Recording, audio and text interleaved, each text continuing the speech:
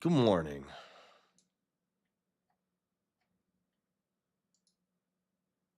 Hope everyone's having a wonderful day.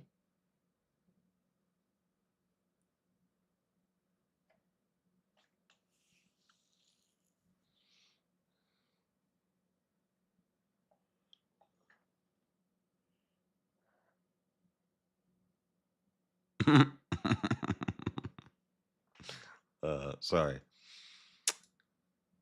All right. Good morning. Back to Isaiah. I'm going to have to take a break from this tomorrow. I'm going to have to do debate prep. Maybe we'll watch some old debates of mine tomorrow. Yeah. At the end of this, we might finish watching Trent Horn's reaction to Andrew mentioning him on PBD. Trent recorded this a while ago, I guess. And he's just now releasing it.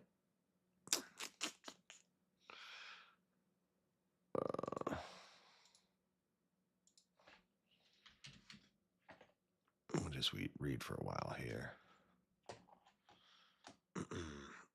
Better know, let them know.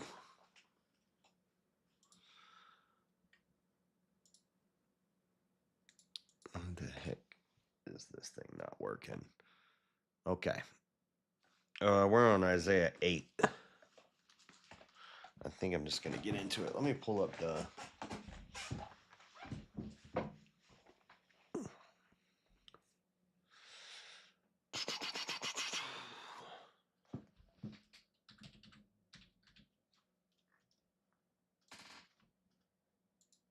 commentary. What are we on? 8? The coming Assyrian invasion. This is a prophecy for Israel and Judah about the Assyrian invasion that's coming, that ends up in Israel all being held captive in Babylon. Okay. And that's when we get Daniel, right?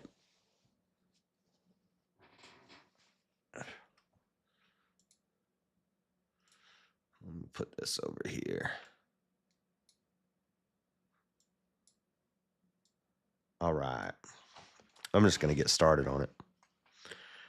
Moreover, the Lord said unto me, take thee a great roll, and write in it with a man's pen concerning Maher-shalal-hash-baz. That's a long name. Holy moly, that's a lot of... Maher-shalal-bashbaz. And I took unto me faithful witnesses to record, Uriah the priest and Zechariah the son of Jeberechiah. And I went unto the prophetess, and she conceived and bare a son. Then said the Lord to me, the prophetess, then said the Lord to me, call his name Maher-shalal-hash-baz. For before the child shall have knowledge to cry, my father and my mother, the riches of Damascus and the spoil of Samaria shall be taken away before the king of Assyria. So before this kid will let out a cry, his whole village is going to be taken by Israel. What's up, rowdy gowdy? The Lord spake also unto me again, saying, for as much as this people refuseth the waters of Shiloah that go softly, and rejoice in Rezin and Remaliah's son. Now therefore, behold, the Lord bringeth up upon them the waters of the river, strong and many, even the king of Assyria and all his glory, and he shall come up over all his channels and go over all his banks. So he's going to rush in like a rushing river. And he shall pass through Judah, he shall overflow and go over, he shall reach even to the neck, and the stretching out of his wings shall fill the breadth of thy land, O Emmanuel. Associate yourselves, O ye people, and ye shall be broken in pieces, and give ear, all ye of far countries, gird yourselves, and ye shall be broken in pieces. Gird yourself, and ye shall be broken in pieces. It says it twice. So this is why, so they're saying this is the near from 7, the prophecy of Emmanuel, probably like if you ever talk to like a Unitarian or something, a biblical Unitarian would say that this prophecy of Emmanuel in Isaiah 7 is only referring to this Emmanuel right here, who's the king's son. Um,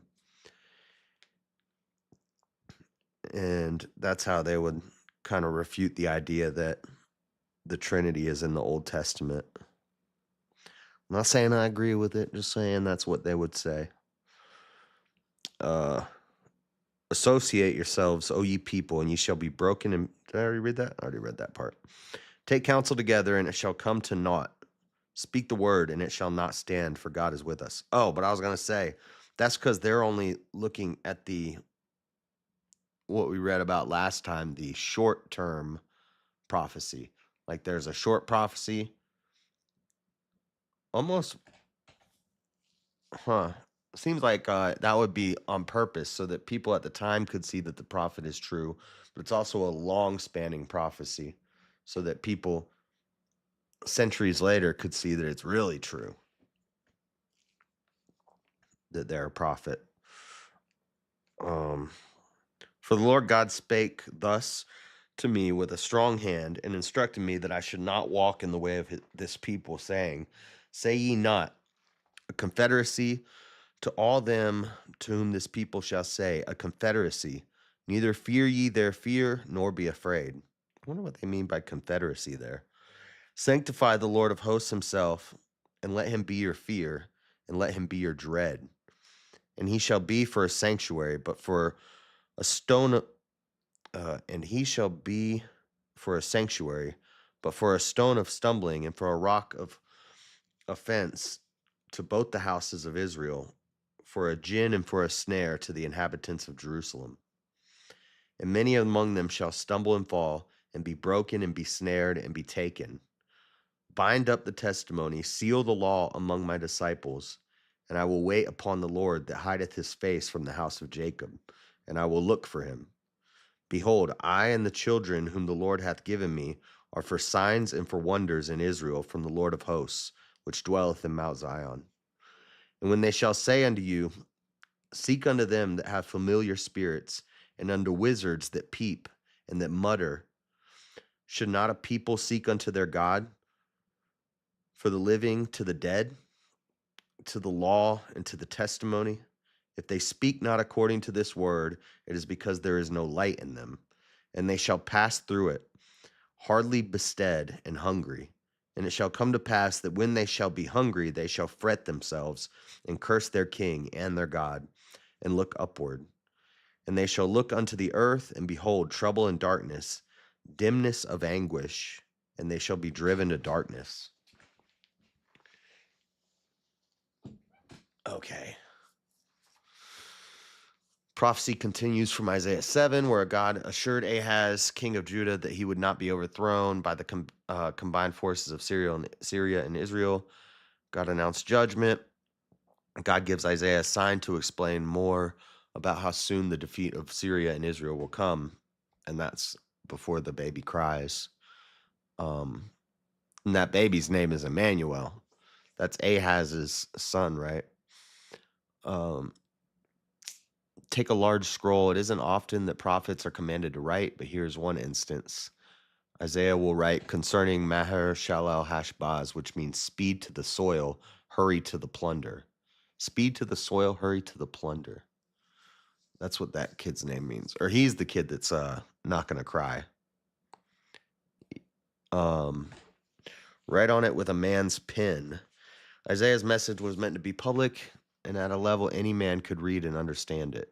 Okay, so it doesn't mean like his physical pen, but in his language, common language. What's up, Rev? Calvin on with a man's pen, it denotes any man of ordinary rank. And the meaning is that not even the most ignorant and uneducated persons may be unable to read the writing. Then I went to the prophetess, refers to Isaiah's wife. She is called a prophetess, though it could be in a sense of simply being the wife of a prophet. However, she clearly brought forth prophecy on at least one occasion.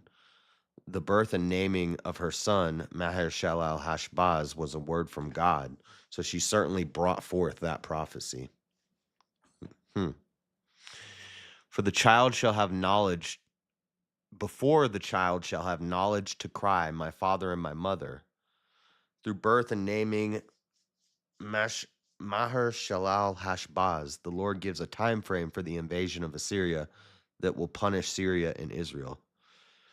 Essentially the same as the near meaning of the Emmanuel sign in Isaiah 7:10 through 17, but this sign was more public and plainer. It's the same as the near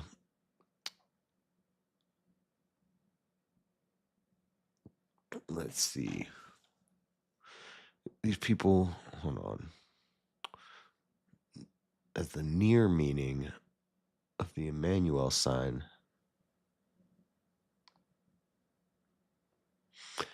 Okay, Emmanuel is the sign to Ahaz, the prophecy to Ahaz. So he's prophesizing about his own child, that before it cries, the attack is going to come. These people refused the water of Shiloh that flows softly. The people of the northern kingdom of Israel did not appreciate their humble streams. Instead, they rejoiced in wicked leaders, in Rezin and Remaliah's son. So God will give them a different kind of river, the waters of the river strong and mighty. He will go up over the channels of his bank. Like a large river in a flood, the Assyrian army will not stay confined to its banks. Instead, they will flow over. He will reach up to the neck. Assyria would completely conquer the northern nation of Israel. Your land, O Emmanuel. This refers back to the Emmanuel prophecy of Isaiah 7:14. The land the Assyrians will invade doesn't really belong to Judah or to King Ahaz. It belongs to God, to the coming Messiah, to Emmanuel. He's calling the land Israel Emmanuel there. Gird yourselves, but be broken in pieces. Speak the word, but it will not stand, for God is with us. The victims of this Assyrian invasion, Syria, Israel, and Judah, could prepare for the invasion all they wanted, gird yourselves, but all their preparation would not protect them, but be broken in pieces. They could take counsel together, but it will come to nothing.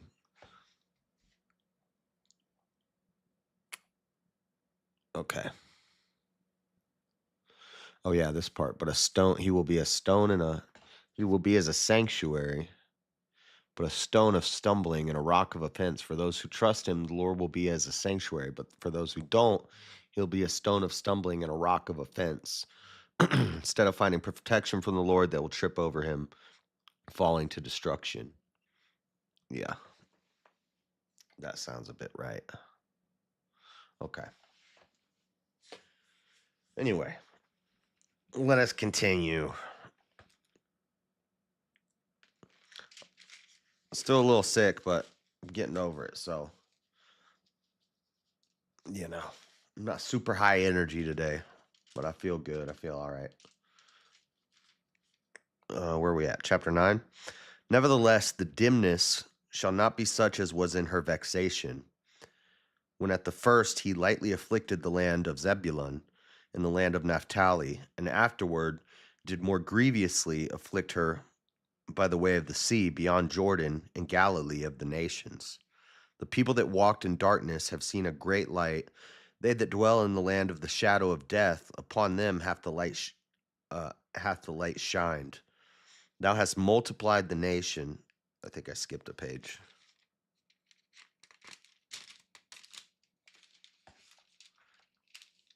No, I didn't. Okay. Thou hast multiplied the nation and not increased the joy. They joy before thee according to the joy in harvest, and as men rejoice when they divide the spoil.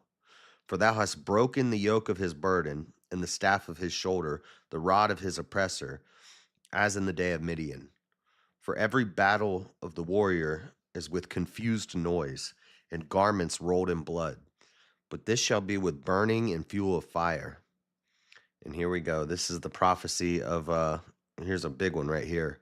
For unto us a child is born, unto us a son is given, and the government shall be upon his shoulder, and his name shall be called Wonderful Counselor, the Mighty God, the Everlasting Father, the Prince of Peace. Ooh. Of the increase of his government and peace there shall be no end, upon the throne of David and upon his kingdom, to order it and to establish it with judgment and with justice from henceforth even forever. The zeal of the Lord of hosts will perform this. I had 6 highlighted already, but I got to highlight 7 too, because 7's fire too. I think I used that in a debate once about Christians and politics. I like that. All right. 8. There's a little break here, so there's a pause.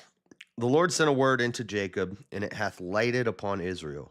And all the people shall know, even Ephraim and the inhabitant of Samaria, that say in the pride and stoutness of heart, the bricks are fallen down, but we will build with hewn stones. The sycamores are cut down, but we will change them into cedars. Therefore the Lord shall set up the adversaries of Rezin against him, and join his enemies together, the Syrians before, and the Philistines behind, and they shall devour Israel with open mouth. For all this his anger is not turned away, but his hand is stretched out still. For the people turneth not unto him that smiteth them, neither do they seek the Lord of hosts. Therefore the Lord will cut off from Israel head and tail, branch and rush in one day. The ancient and honorable, he is the head, and the prophet that teacheth lies, he is the tail. The prophet that teacheth lies, he is the tail. For the leaders of this people cause them to err, and they that are led of them are destroyed. Therefore the Lord shall have no joy in their young men, neither shall have mercy on their fatherless and widows. For everyone is an hypocrite and an evildoer, and every mouth speaketh folly. For all this his anger is not turned away, but his hand is stretched out still. For wickedness burneth as the fire. It shall devour the briars and thorns, and shall kindle in the thickets of the forest, and they shall mount up like the lifting up of smoke. Through the wrath of the Lord of hosts is the land darkened, and the people shall be as the fuel of the fire. No man shall spare his brother. Ooh! And he shall snatch on the right hand and be hungry, and he shall eat on the left hand, and they shall not be satisfied. They shall eat every man the flesh of his own arm. Manasseh, Ephraim, and Ephraim, Manasseh, and they together shall be against Judah. For all this his anger is not turned away, but his hand is stretched out still. They're going to eat their own arm. That's like that story from Stephen King. You know that's physically possible. If you had painkillers and water, you need painkillers because you couldn't deal with the pain. You wouldn't be able to push through it. But if you could dope yourself up and you have water, you could survive off of your own body parts for quite a while, actually. You'd start at the foot, work up one leg to a thigh. You have to have a little bit of medical skills. You got to know how to do a tourniquet, cauterize the wound, until next time when you take off another chunk, and you got to dope yourself out to deal with the pain. But you could live off yourself for a while. That's crazy. Every man shall eat the flesh of his own arm. That's wild. These highlighters stink. Through the wrath of the Lord of hosts is the land darkened, and the people shall be as the fuel of the fire. No man shall spare his brother. And he shall snatch on the right hand and be hungry, and he shall eat on the left hand, and they shall not be satisfied. They shall eat every man the flesh of his own arm. I'd rather just eat a squirrel. Squirrel! Yes, probably true. Okay. Chapter 10. Oh, look, it cheers up. Just kidding. Woe unto them that decree unrighteous decrees, and that write grievousness which they have prescribed, to turn aside the needy from judgment, and to take away the right from the poor of my people, that widows may be their prey, and that they may rob the fatherless. And what will ye do in the day of visitation, and in the desolation which shall come from far? To whom will ye flee for help? And where will ye leave your glory? Without me they shall bow down under the prisoners, and they shall fall under the slain. For all this his anger is not turned away, but his hand is stretched out still. O Assyrian, the rod of my anger, and the staff in their hand is mine indignation. Is this God speaking? So God is saying Assyria is his rod going out to punish Israel and Judah and Syria.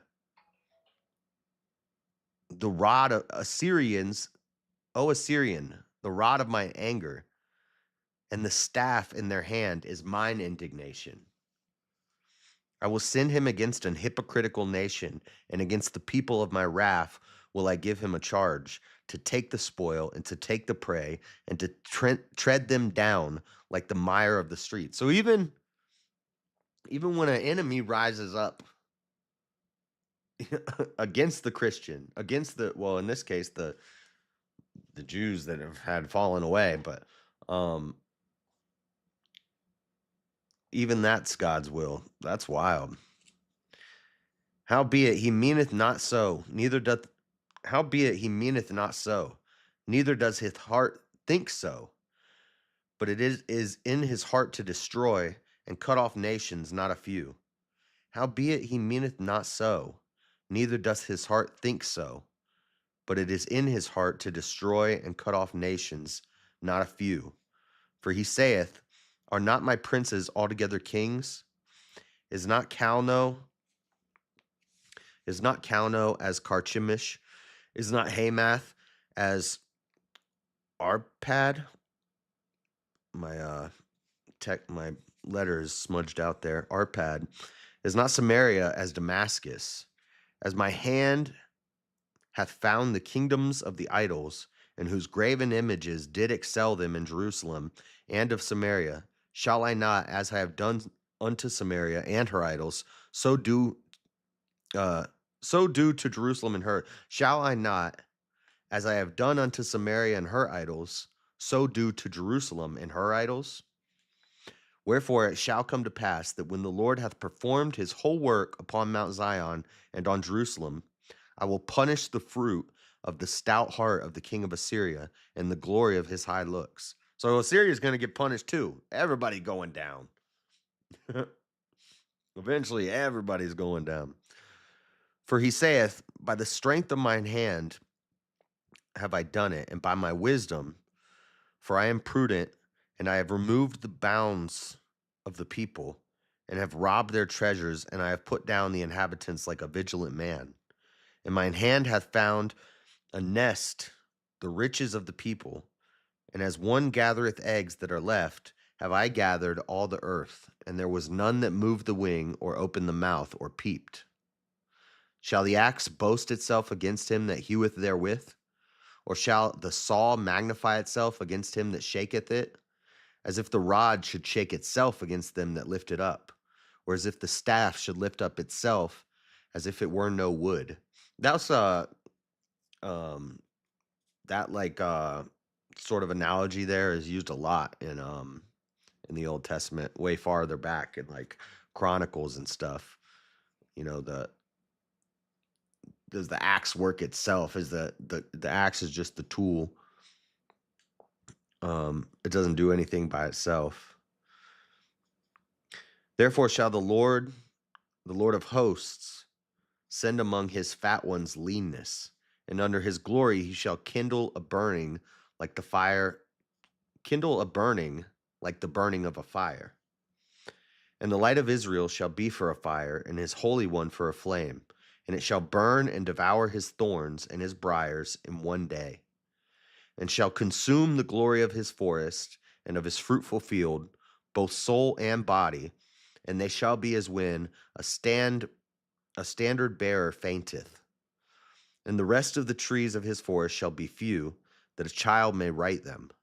And it shall come to pass in that day that the remnant of Israel, and such as are escaped of the house of Jacob, shall no more again stay upon him that smote them, but shall stay upon the Lord, the Holy One of Israel, in truth. The remnant shall return, even the remnant of Jacob, unto the mighty God. See, so it's all prophesied.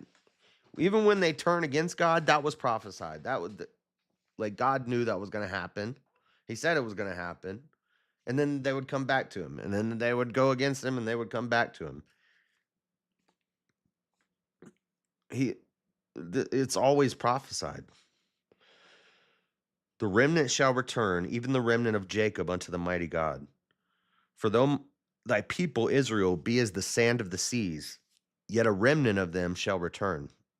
The consumption decreed shall overflow with righteousness. For the Lord God of hosts shall make a consumption, even determined in the midst of all the land. Ooh, determined. Sorry, I have a free will debate coming up. I can't help it. Therefore, thus saith the Lord God of hosts, O my people that dwellest in Zion, be not afraid of the Assyrians. He shall smite thee with a rod, and shall lift up his staff against thee, after the manner of Egypt. For yet a very little while, and the indignation shall cease. 10's a long chapter.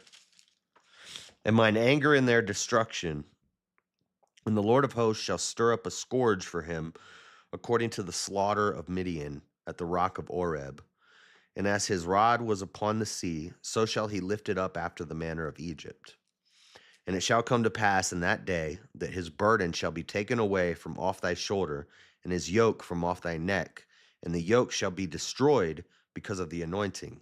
So this is definitely, so there's a near prophecy and a far prophecy. The near prophecy is, it's actually talking about Israel in Babylon, the remnant rising up, and a king coming to free them and break them out of those chains. But it's also the allegorical far prophecy is of Christ coming to free all of us, the remnant who are left.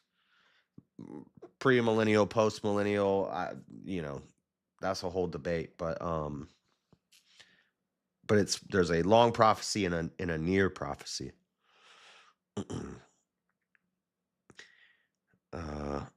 He has come to Aiath.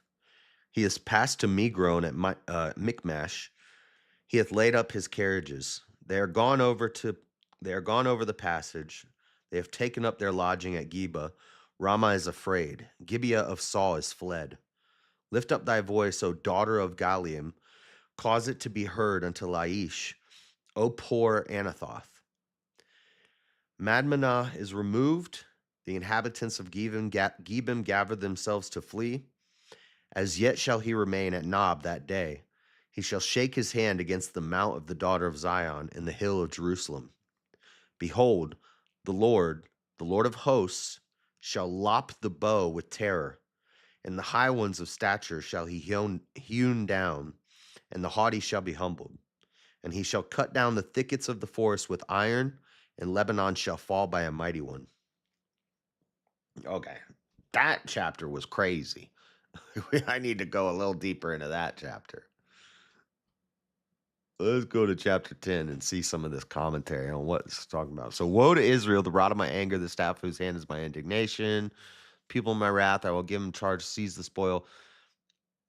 In the previous section, the Lord revealed that he would use Assyria as an instrument of judgment against Syria, Israel, and Judah. But what about Assyria? Weren't they even more wicked than Syria, Israel, and Judah? Yes, the Assyrians were wicked, yet the Lord could use them as the rod of my anger. At the same time, none of this excused Assyria. So the Lord says, woe to Assyria too. So you're going to get the smoke too, Assyria. Don't worry. Just wait your turn. A similar shift in the object of divine judgment occurred in the case of the Babylonians. God raised up the Babylonian armies to punish Judah in Habakkuk, and then he announced judgment on Babylon in Habakkuk and later in Isaiah. The rod of my anger, the staff whose hand is mine indignation. God is saying that Assyria was like a stick in his hand used to correct Syria, Israel, and Judah. On this sense, Assyria was on a mission from God. Who's that from?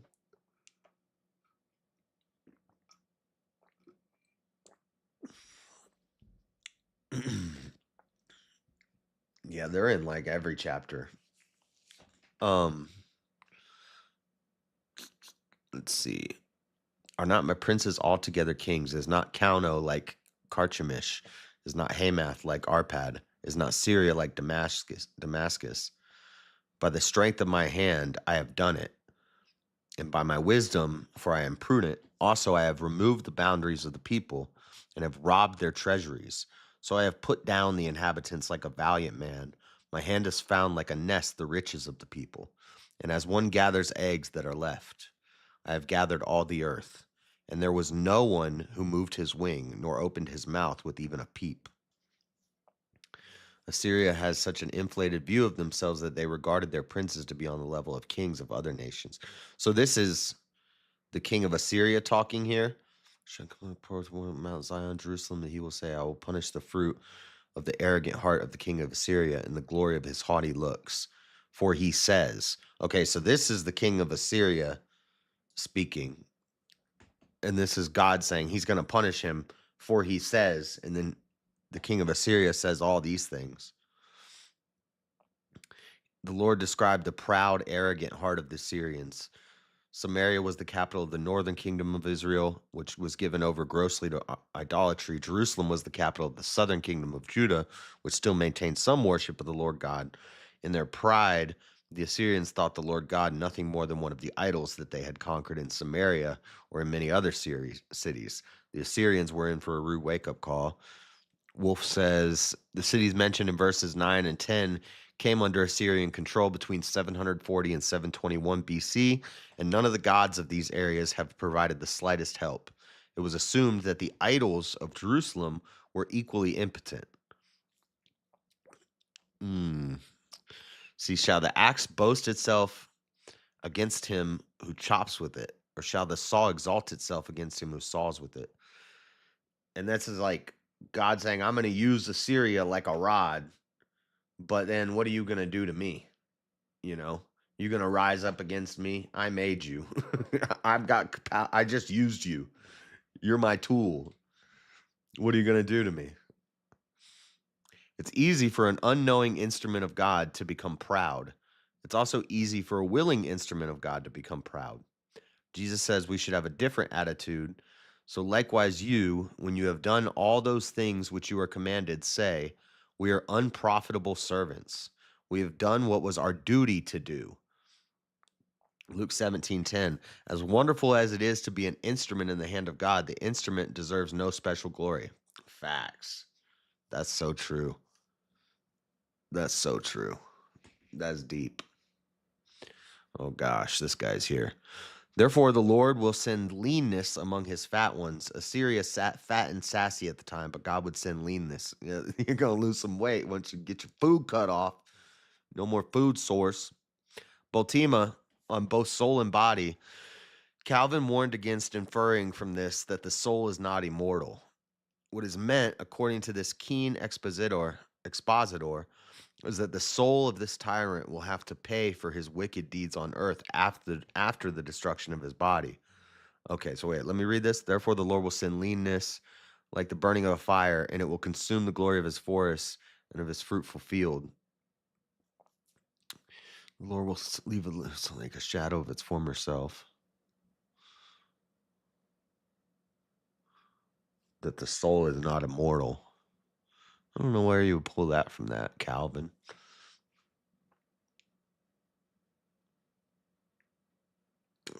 This guy's dumb. This guy's dumb as a box of rocks. It shall come to pass in that day that the remnant of Israel and such have escaped the house of Jacob will never again depend on him who defeated them, but will depend on the Lord, the Holy One of Israel, in truth. The remnant will return, the remnant of Jacob, to the mighty God. For though your people, O Israel, be as the sand of the sea, a remnant of them will return. The destruction decreed shall overflow with righteousness. For the Lord of hosts will make a determined end in the midst of all the land.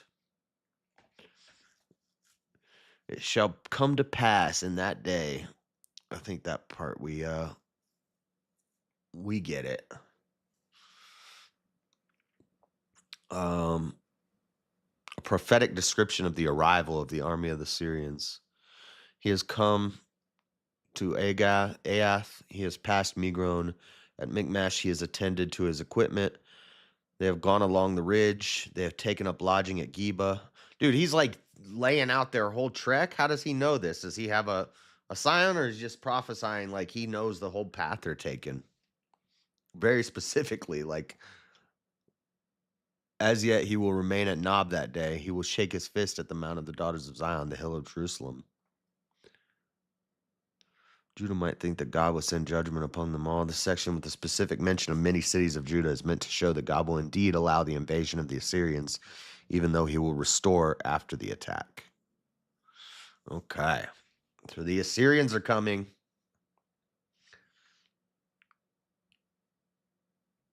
The Assyrians are coming.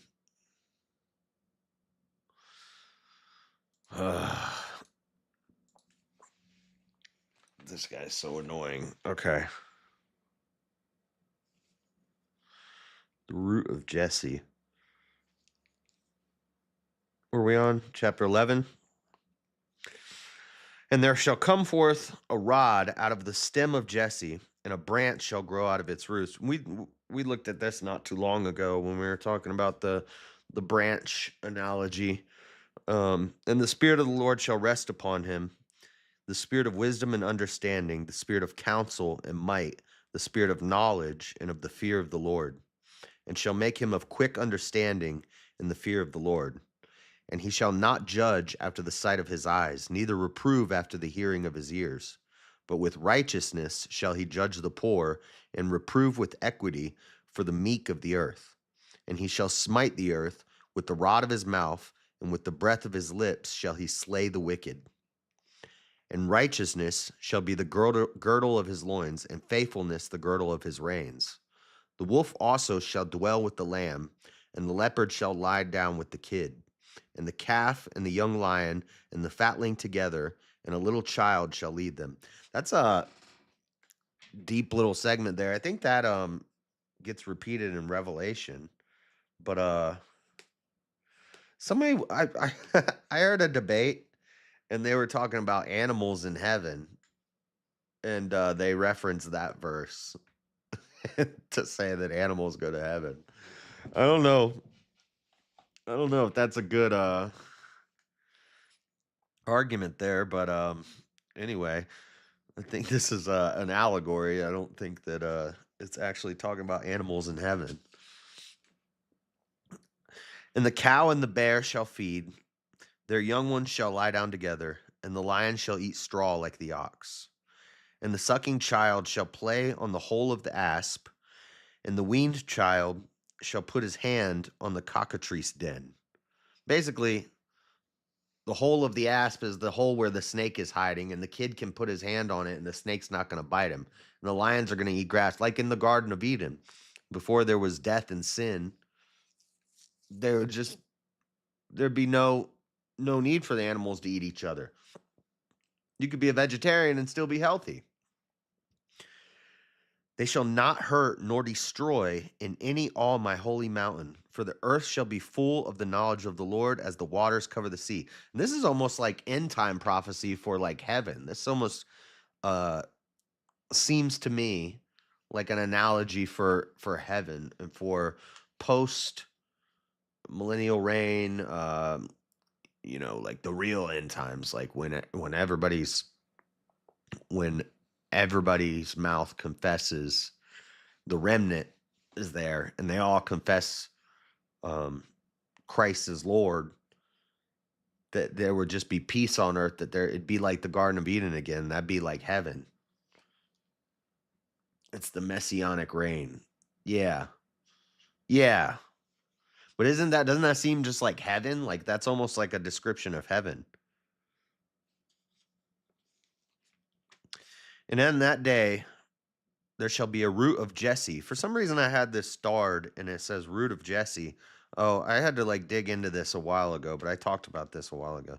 But I think the root of Jesse is like the family line of David to Jesus. But it also has the tree branch analogy that is uh, a prophetic parallel or metaphor. And it shall come to pass in that day that the Lord shall set his hand again the second time to recover the remnant of his people, which shall be left from Assyria and from Egypt, and from Pathros, and from Cush, and from Elam, and from Shinar, and from Hamath, and from the islands of the sea.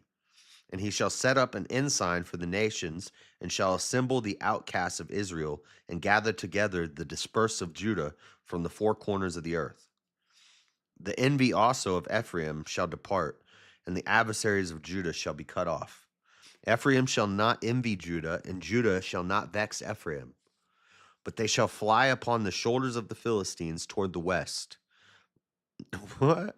They shall they shall spoil them of the east together. They shall lay their hand upon Edom and Moab, and the children of Ammon shall obey them.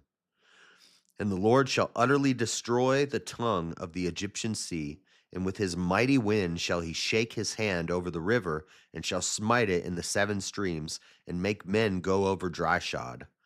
And there shall be an highway for the remnant of his people, which shall be left from Assyria, like as it was to Israel in the day that he came up out of the land of Egypt. That sounds kind of like remember when we I don't know if any of you guys remember, but when I talked about Atlantis and the Eye of the Sahara and how like all that used to probably be like ocean and then it the seven seas that went down, they were like actually like rivers, and all that water was receding post flood. All that water receded very quickly, and it's all well like a flood. All of that is like a wash basin, like all of the Sahara and that whole section of Africa. It's like uh there's a bunch of rocks that they found. Like if you run water, I'm like going off on like eight different tangents, but anyway, they found a bunch of evidence that like a giant flood happened, um and the waters were receding and the landscape was changing quickly, and that signed that kind of, even though this is talking about the second temple post Babylon, but it just made me think about that, like how a flood would change things.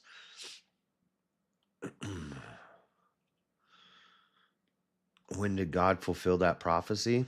The near fulfillment was with Babylon.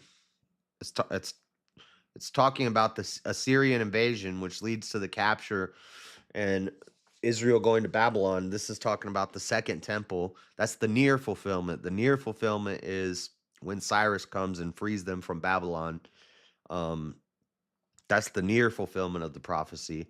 The allegorical prophecy that is parallel to the New Testament is the millennium. It's when Christ comes back and reigns. It's and some of that what's the word for apocalyptic studies? I forget the word. Not ecclesia. Not epistem. What am I thinking? What's the word for like studies of the end times or how you understand the end times? Anyway, the far prophecy hasn't happened yet.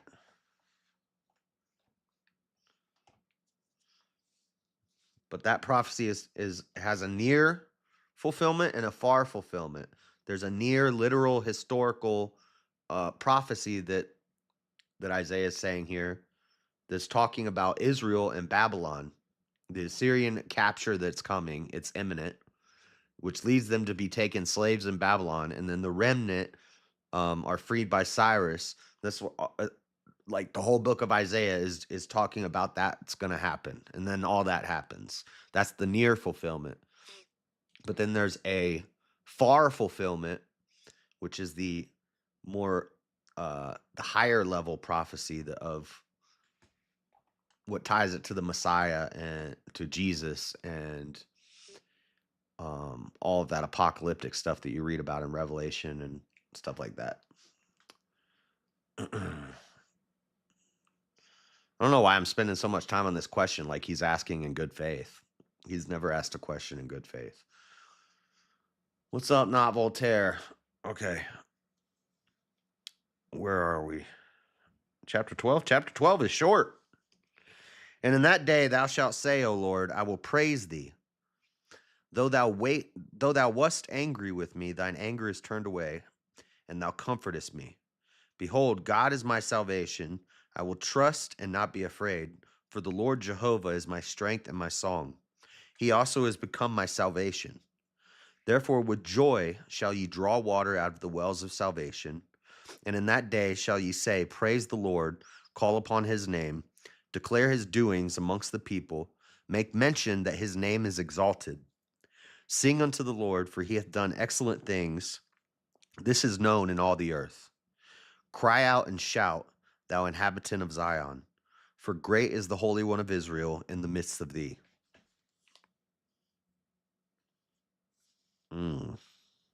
Jehovah.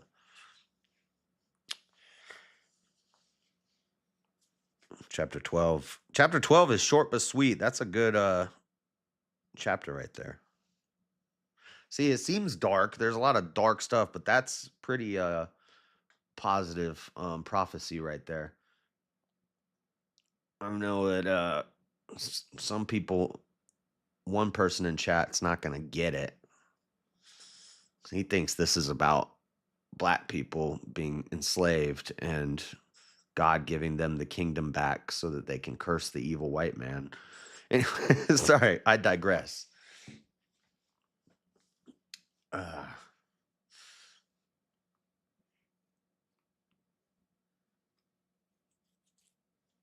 What the far fulfillment will look like? Well, we'll talk about that when we get to Matthew 24 and Revelation.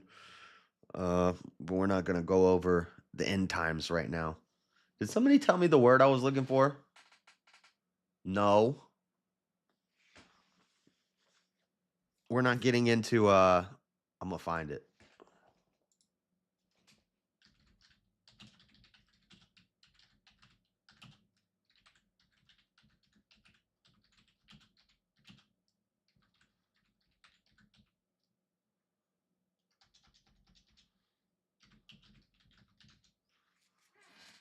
Eschatology. Eschatology. I knew it started with E. I was thinking ecclesiology, epistemology. Eschatology is the word I was looking for. We're not going to get into eschatology today, Chris Terry. We'll get to Revelation eventually. Just stick around. We got a while to go. We're more than halfway, but we got a while before we get to Revelation. Don't jump the gun, buddy. And then we'll talk about, or you can go watch my video about what I think about the end times and where I stand as far as my eschatology. And you can go find that video, find that stream on my channel, and go watch it. And we go through parts of Isaiah and Jeremiah and Revelation and Matthew 24 and I think a little bit of Psalms too. So you can go find that on my channel somewhere and watch it. But today, I'm not going to get into all that. Chapter 13. The burden of Babylon, which Isaiah the son of Amoz did see. Lift ye up a banner upon the high mountain, exalt the voice unto them, shake the hand, that they may go into the gates of the nobles. I have commanded my sanctified ones. I have also called my mighty ones from mine anger, even them that rejoice in my highness.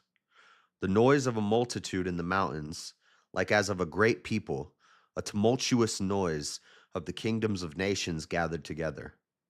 The Lord of hosts mustereth the host of the battle.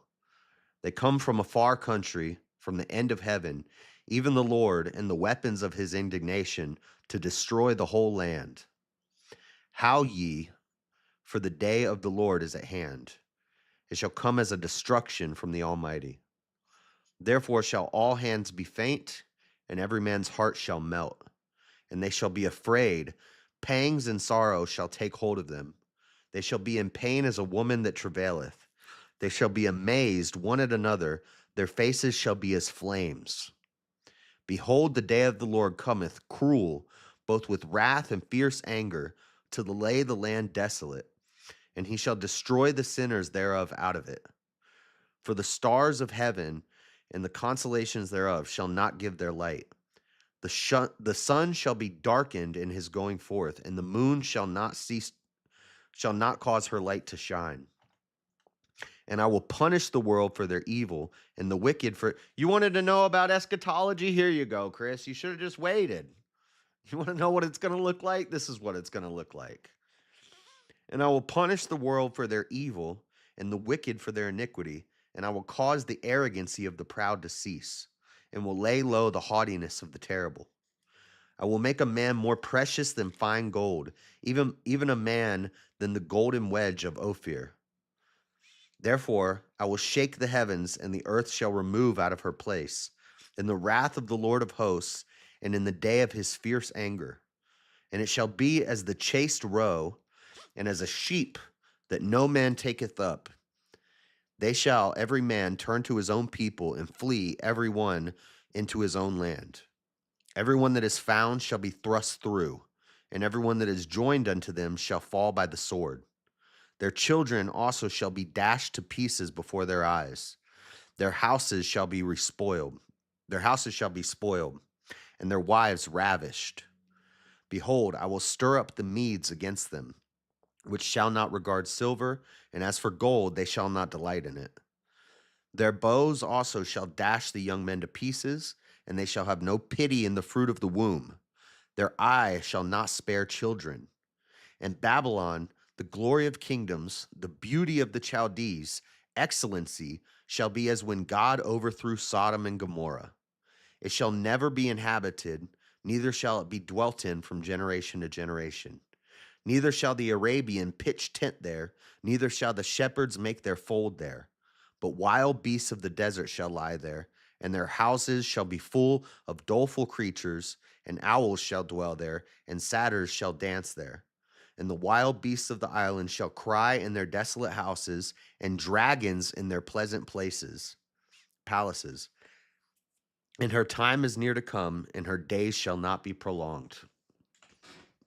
You want to know what I think the far prophecy looks like, Chris Terry? I think that's what it looks like. I think that's what it looks like when the world ends. I think that's what the end times are. We're not there yet. A lot of that's being fulfilled already, I think, but we're not quite there yet.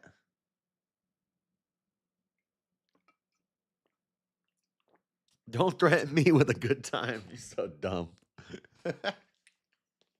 I mean, I don't know. I don't believe in the rapture like how they portray it in Left Behind and stuff. But hopefully I won't be there for this. Hopefully I'll already be home. Mama, I'm coming home.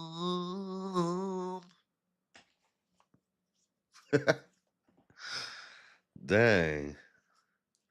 But listen, if I'm there, if I make it to that point, I'm a survivor. I'm going to make it. I will survive. I'm going to work harder. I'm a survivor. I'm not going to give up. I will survive. I'm a survivor. Shout out Beyonce.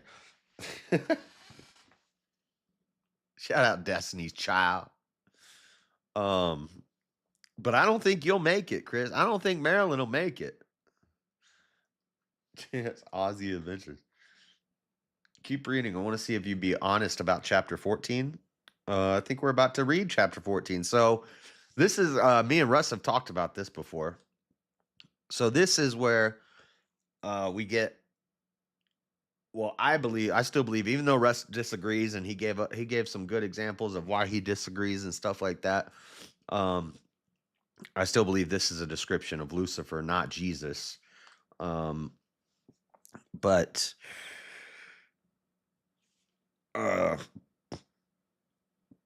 chapter 14, this is commonly accepted but debatable. This is where we get our description, probably our most descript version of story of Satan, of Lucifer. Um, but it's arguable that this is actually not about Satan at all, and that this is actually um, a prophecy of Jesus. It's just dangerous because once you start reading the Gnostic Gospels, which I've read some of them on old streams, we've went through the Gospel of Thomas and some of the later books of Enoch, which are not canon even in Ethiopia. But or like the Gospel of Mary or the Gospel of Judas. Start reading that Gnostic Gospel, and you hear that this is talking about Jesus. I don't know. I think that could like lead people the wrong way. I don't know. I'm sticking to this is about Lucifer. Once we get to chapter verse 12 here, but Chris wants me to read chapter 14, so let's read chapter 14. It's a long one. Chapter 13, that was crazy though. That was like straight up eschatology. I thought I was reading Revelation for a minute. Anyway. Okay, chapter 14.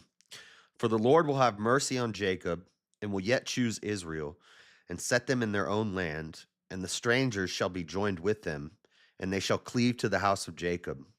And the people shall take them and bring them to their place, and the house of Israel shall possess them in the land of the Lord for servants and handmaids, and they shall take them captives, whose captives they were, and they shall rule over their oppressors. So now, what Chris wants me to say is, oh my gosh, I just made the connection. This is talking about black people enslaving white people. This is what it's all about, guys. Oh my Lord. I'm converting to Hebrew Israelite tomorrow, and I'm going to join as a servant because I know I'm not worthy to wear, the Mortal Kombat outfit. But I'm going to come on my knees and saying, forgive me for my racism and my ancestral enslavement of your people. Forgive me. I'm a lowly servant.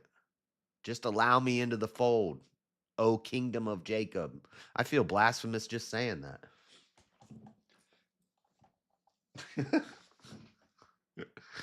Okay, let's keep going because we're really, I'm starting to get it. And it shall come to pass in the day that the Lord shall give thee rest from thy sorrow and from thy fear and from the hard bondage wherein thou wast made to serve, that thou shalt take up this proverb against the king of Babylon and say, how hath the oppressor ceased? The golden city ceased. The Lord hath broken the staff of the wicked and the scepter of the rulers. He who smote the people in wrath with a continual stroke, he that ruled the nations in anger is persecuted, and none hindereth. The whole earth is at rest and is quiet. They break forth into singing. Yea, the fir trees rejoice at thee, and the cedars of Lebanon sang, since thou art laid down, no feller is come up against us. Hell from beneath is moved for thee to meet thee at thy coming. It stirreth up the dead for thee, even all the chief ones of the earth. It hath raised up from their thrones all the kings of the nations. All they shall speak and say unto thee, art thou also become weak as we? Art thou become like unto us?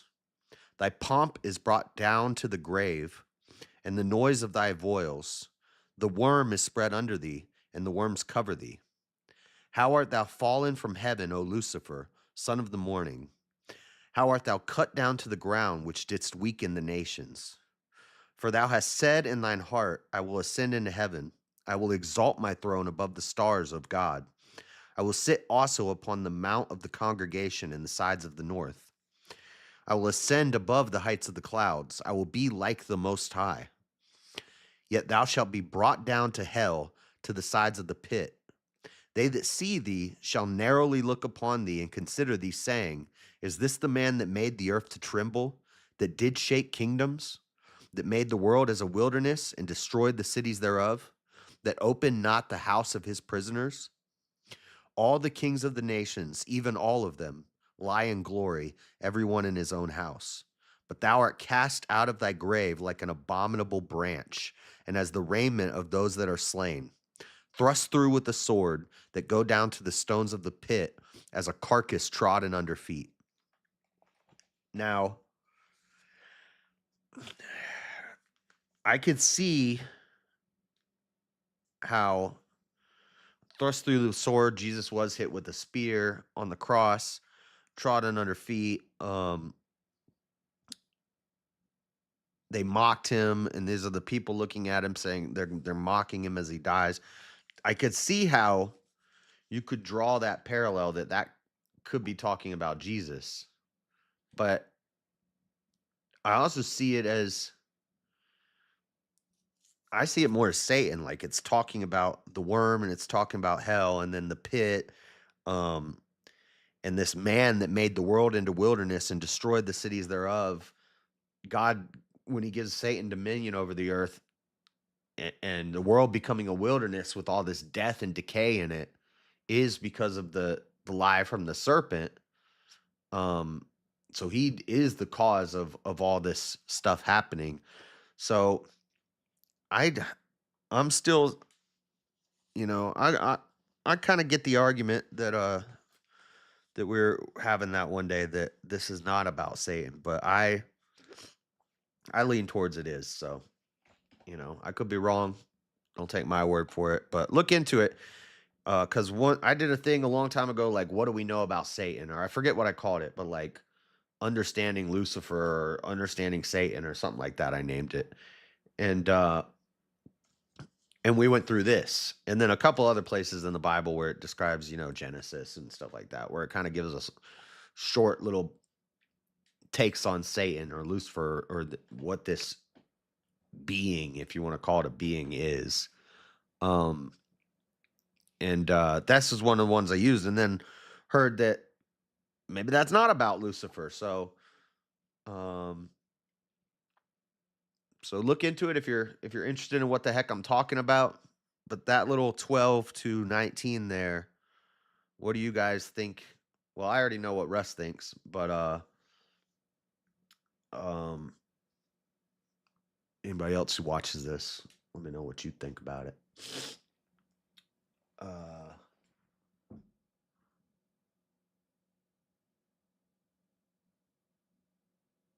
I think they're just arguing with Chris in the chat. You ran past the first few verses? Nah, I read them. Dude, I changed my mind. Those two verses at the beginning of chapter 14, now I want to be a Hebrew Israelite. What are you talking about? I ran. I read it. You're totally right. You're right, man. Just keep on believing that, and I want to join up.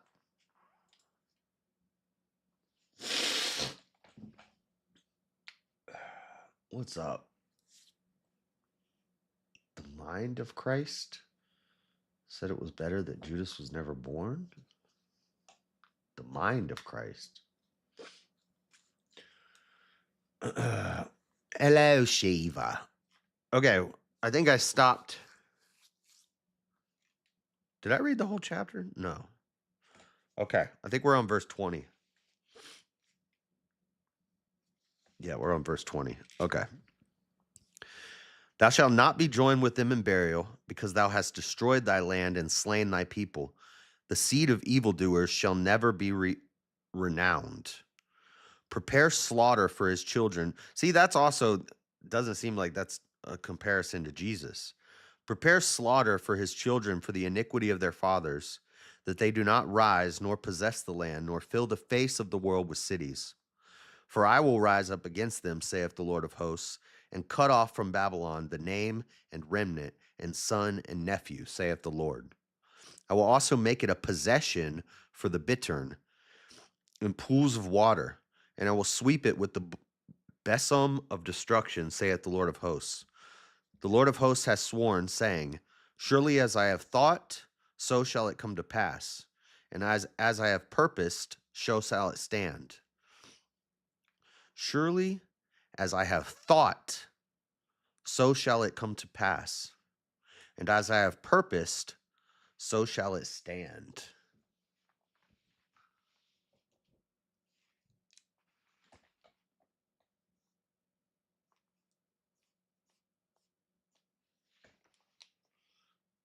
Un momento.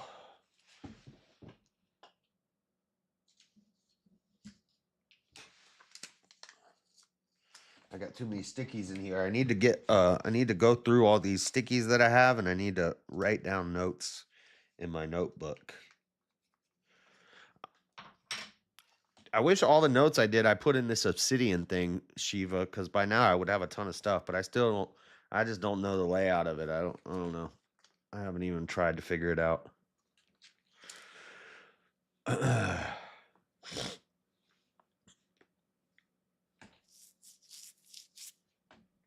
You think I'm satanic? She's crazy. Ignore her. That I will break the Assyrian in my land, and upon my mountains tread him underfoot. Then shall his yoke depart from off them, and his burden depart from off their shoulders. This is the purpose that is proposed upon the whole earth, and this is the hand that is stretched out upon all the nations. For the Lord of hosts hath purposed, and who shall disannul it? And his hand is stretched out, and who shall turn it back? In the year that King Ahaz died was this burden. Rejoice not thou, whole Palestina, because the rod of him that smote thee is broken. For out of the serpent's root shall come forth a cockatrice, and his fruit shall be a fiery flying serpent. And the firstborn of the poor shall feed, and the needy shall lie down in safety. And I will kill thy root with famine, and he shall slay thy remnant. Howl, O gate, cry, O city, thou whole Palestina art dissolved. For there shall come from the north a smoke, and none shall be alone in his appointed times. What shall one then answer the messengers of the nation?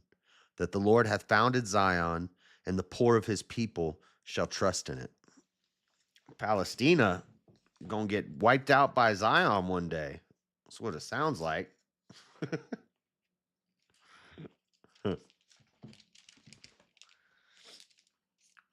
When you're not streaming Obsidian, I could probably walk you through some things when you're not streaming.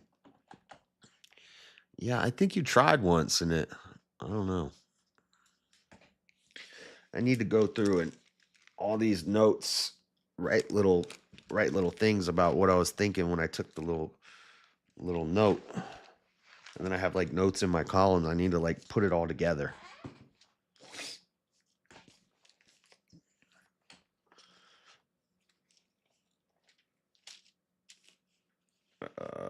Okay. So where are we at? Chapter 15? Let's see what the crazies are saying in the chat. I wish I could read. It's overrated. It's overrated. I'd be happy to not know how to read. I think Jesus was illiterate. Call me crazy. I have good evidence. Do you know how to hyperlink notes? No, that was the problem that I was having, is I would try to I was getting confused with all the links. Like I was trying to make links and then it opens two things and now I have two things here and I'm trying to paste a link into it, but then it's not linking right. And I don't know. I wasn't getting it.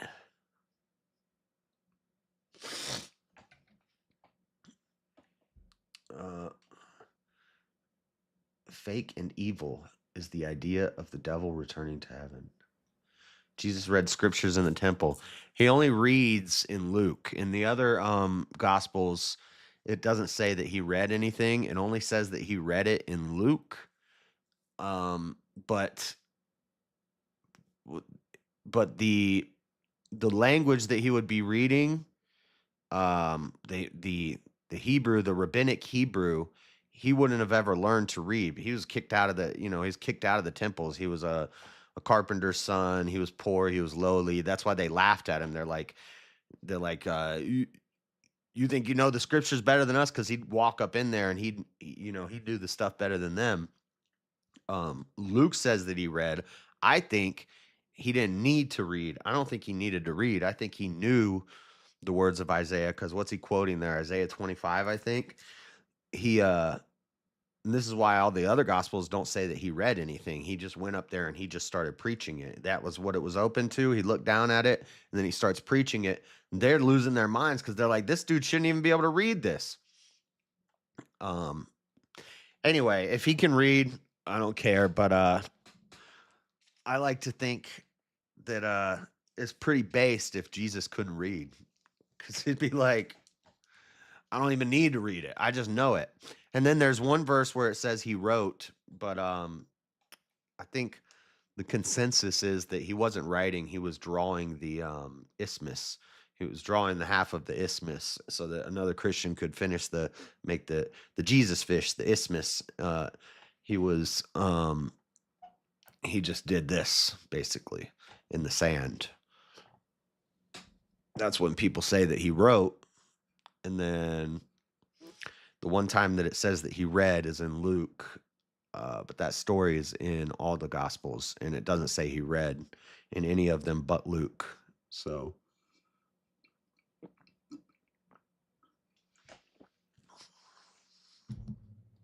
and some people think that that was something Luke was doing so as to, I don't know, so that people wouldn't think Jesus was dumb or something because he couldn't read.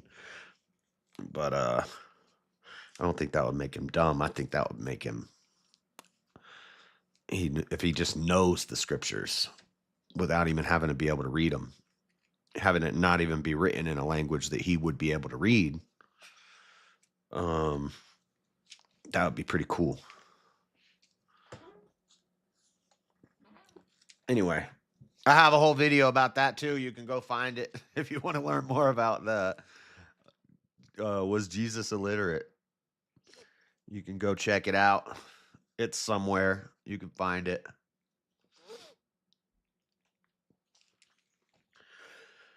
Where are we at? 15? Let us continue. Hey, Marilyn, would you stop white knighting for the crazy Hebrew Israelite in the chat? You just like picking beef with everybody. I don't know why people entertain it. Why do you guys entertain it? Just ignore her. Just ignore her and she'll just fade off into irrelevance. She'll be on a different channel if you just ignore her. Okay. Chapter 15. The burden of Moab. Because in the night Ar of Moab is laid waste and brought to silence. Because in the night Kir of Moab is laid waste and brought to silence. He has gone up to Bajith and to Dibon, the high places, to weep. Moab shall howl over Nebo and over Medeba. On all their heads shall be baldness, and every beard cut off. That's not good. That's a sign of disrespect. In their streets they shall gird themselves with sackcloth. On the tops of their houses and in their streets everyone shall howl, weeping abundantly. And Husbon shall cry, and Eliah,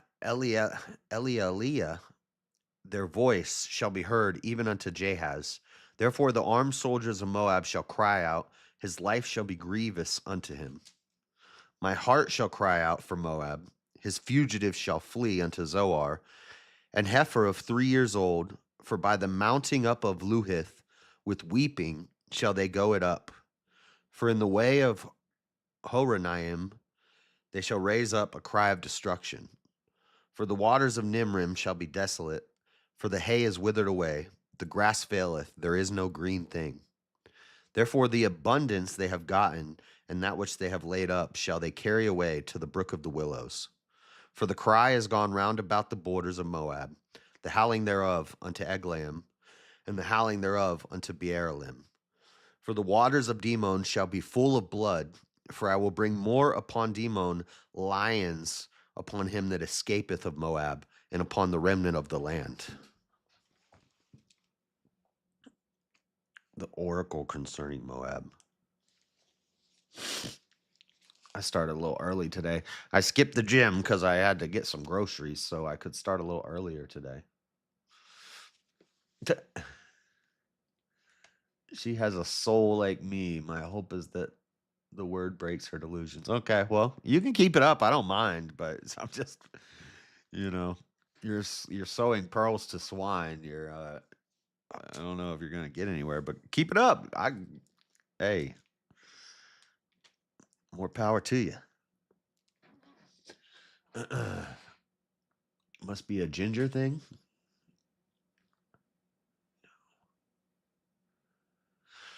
Okay.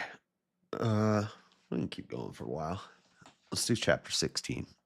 Actually, I want to look into a little breakdown of chapter 15 because that was confusing. I've basically been following, but 15 got a little weird. Well, why are we talking about Moab here? Moab, the founder of the people of Moab, was the son born of incestuous relationship between Lot and one of his daughters. The founder of the people of Moab. Really? Maybe we learned that and I just forgot it. Probably we learned that somewhere in the genealogies or in Numbers or probably in Numbers, and I just don't remember it because it was like a billion names.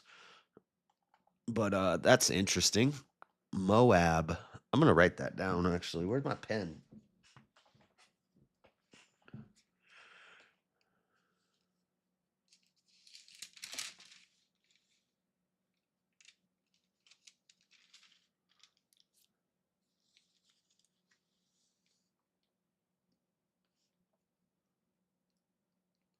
This pen is not working good. I got another one right here.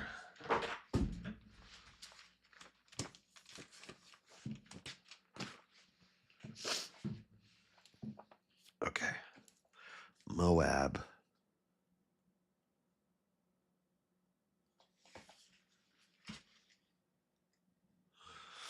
Moab. Founder was the son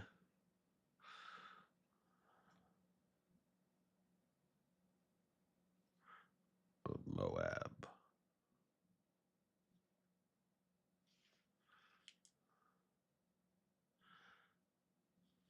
Let's see. It would be way more organized if I could just type this into Obsidian and, but I'm also a slow typer, so I'm better at just writing stuff down. That's why I don't use this Obsidian program. Another reason. Founder of Moab, born of incest from Lot and his daughter. That's because he got drunk. Well, they got him drunk, and then they took advantage of him. I wonder which daughter it was. Did they both get pregnant? Did they both get pregnant? No. I don't remember if both of them got pregnant.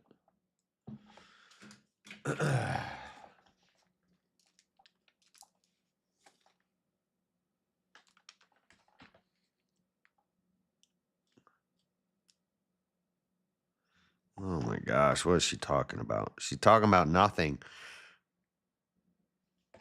Founder of Moab, born of incest from Lot and his daughter. Okay.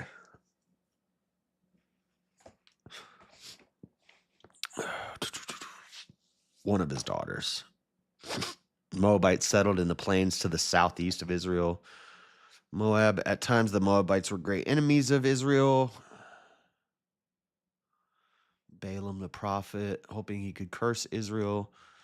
Eglon, king of Moab, who oppressed Israel in the days of the judges. So all the way back to Numbers. Yep.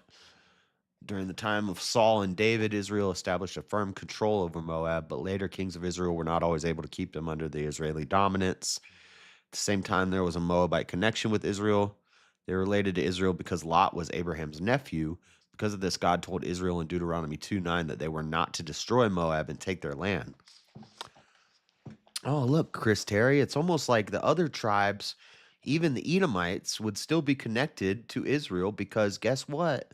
Edom and Isaac were brothers. Jacob and Esau were brothers.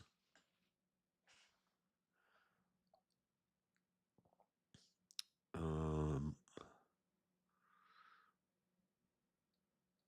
oh my gosh, she's annoying. Marilyn, stop being annoying. All you do is derail. You distract from the show and from what we're talking about all the time, constantly. It's annoying. Why do you do that? Stop it. You're irritating me. Not in the mood to be irritated. In the night, Ar of Moab is laid waste and destroyed. Kir of Moab, Heshbon, and Eliale. Most of these sites were originally part of Israel's territory when Moses and Joshua defeated Sihon, king of the Amorites. All the cities north of the Arnon River once belonged to the tribe of Reuben. Throughout the years, however, the Moabites had persistently pushed the Israelites out of these regions. That's from Wolf. Jeremiah 48. They will clothe themselves with sackcloth. Everyone will wail, weeping bitterly at this invasion, and as a result of it, there will be a great distress and mourning in Moab. Jeremiah 48 also prophesies the judgment of Moab and also gives the reason why. Moab has been at ease from his youth. He has settled on his dregs and has not been emptied from vessel to vessel, nor has he gone into captivity. Therefore, his taste remained in him, and his scent has not changed. Therefore, behold, the days are coming, says the Lord, that I shall send him wine workers who will tip him over and empty his vessels and break the bottles. Jeremiah 48, 11, 12. When we are at ease and are never poured from vessel to vessel, we settle on the dregs and are never refined. God uses the pouring process to refine us. Okay. For the cry has gone all around the borders of Moab. Their pain in the midst of judgment would be evident to all. Everyone around the borders of Moab would see God's judgment against them. If the judgment of the night attack did not complete the work of judgment, God would send lions upon him who escapes. God will finish his work. Okay. So this is against Moab. And I think 16 is going to continue talking about Moab.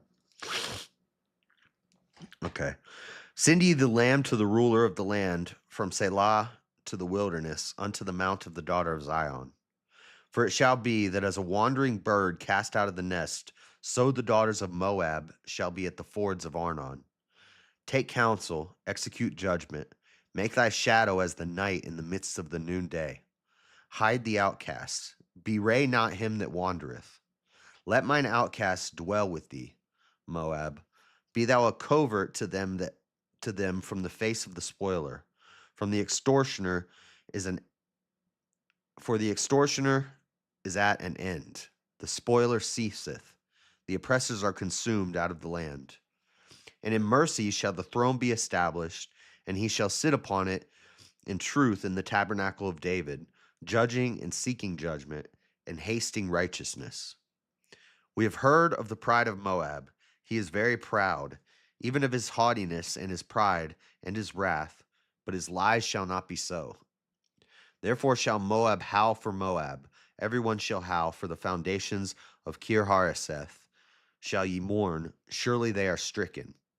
For the fields of Heshbon languish, and the vine of Sibmah. The lords of the heathen have broken down the principal plants thereof. They are come even unto Jazer. They wandered through the wilderness. Her branches are stretched out. They are gone over the sea. Therefore I will bewail with the weeping of Jazer, the vine of Sibmah. I will water thee with my tears, O Heshbon, and Elealeh. For the shouting, for thy summer fruits, and for thy harvest is fallen. The gladness is taken away, and joy out of the plentiful field. And in the vineyards there shall be no singing, neither shall there be shouting. The treaders shall tread out no wine in their presses. I have made their vintage shouting to cease. Wherefore my bowels shall sound like an harp for Moab in mine inward parts, for Kir-haresh.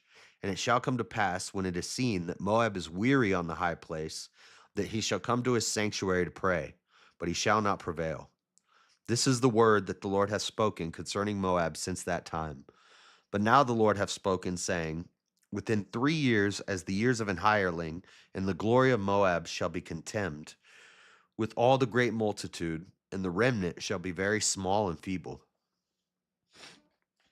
Okay, I think we're going to do one more.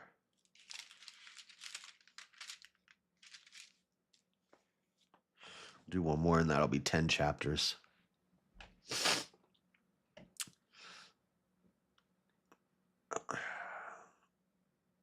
Okay, so it's still just arguing with Marilyn. Cool. All right. Chapter 17. The burden of Damascus, behold, Damascus is taken away from being a city, and it shall be a ruinous heap. The cities of Aror are forsaken. They shall be for flocks which shall lie down, and none shall make them afraid. The fortress also shall cease from Ephraim, and the kingdom from Damascus, and the remnant of Syria.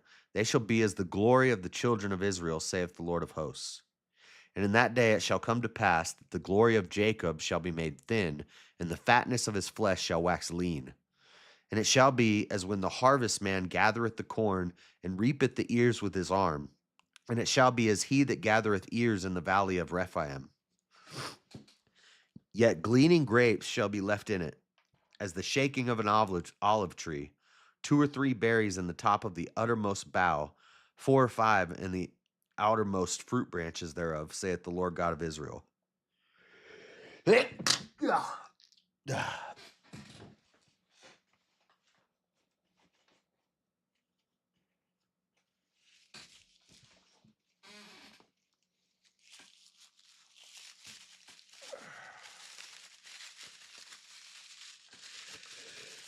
Yeah.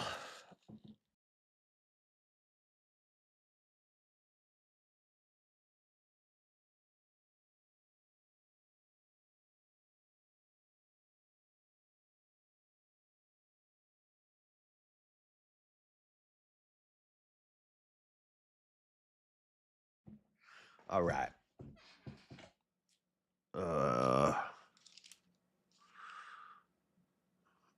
Most fruitful branches thereof, saith the Lord God of Israel.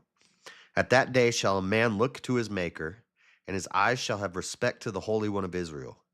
And he shall not look to the altars, the work of his hands, neither shall respect that which his fingers have made, either the groves or the images. In that day shall his strong cities be as a forsaken bow, and an uppermost branch which they left because of the children of Israel. And there shall be desolation, because thou hast forgotten the God of thy salvation, and hast not been mindful of the rock of thy strength. Therefore shalt thou plant pleasant plants, and shall set it with strange slips. In the day shalt thou make thy plant to grow, and in the morning shalt thou make thy seed to flourish. But the harvest shall be a heap in the day of grief and of desperate sorrow. Woe to the multitude of many people which make a noise like the noises of the sea, and to the rushing of nations that maketh a rushing like the rushing of mighty waters. The nations shall rush like the rushing of many waters, but God shall rebuke them, and they shall flee far off, and shall be chased as the chaff of the mountains before the wind, and like a rolling tide before the whirlwind. And behold, at eventime trouble, and before the morning he is not. This is the portion of them that spoil us, and the lot of them that rob us.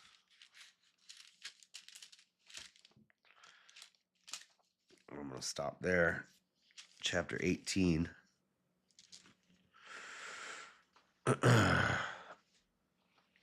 For today. The demons got him. Did I forget to unmute? No. Okay. I'm going to finish watching a little bit of this. Trent Horn. There's like 15 minutes left of it. I'm not going to start over from the beginning, but it says responding to Andrew Wilson's criticisms of me. So this is and it's talking about Christian stuff. Trent Horn's a Catholic, Andrew's an Orthodox. So um basically on PBD, Andrew kind of brought up how the what he calls the sewing circle Christians always attack him for being too harsh. And Trent has been responding to this, and it seems like a pretty fair response to the criticism. And also, Trent said he sent this script of this response to Andrew. Now he added to it because he uses Andrew's response to his sending him the script in his response, so he's added a little bit to it. But and he said this was recorded before the Joe Rogan thing, and after the Joe Rogan, he's saying he definitely likes how Andrew is going to these big things and he's speaking about Christianity. Even though he does in his own way, he's not super like biblical or apologetic. He's not doing apologetics, but he still gets on these big platforms and he talks about his Christian worldview and how he argues from his Christian worldview. And so Trent was complimenting that. An overcorrection for weakness in mainstream. Yeah, I think you're right.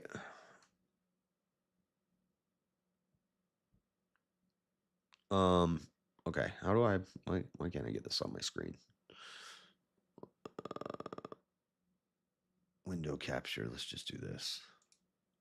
There we go. It should reflect the truth. He said Lila Rose and Trent Horn. Lila Rose won't debate Russell from Abolitionist Rising, and neither will Kristen, what's her name, Hawkins or whatever.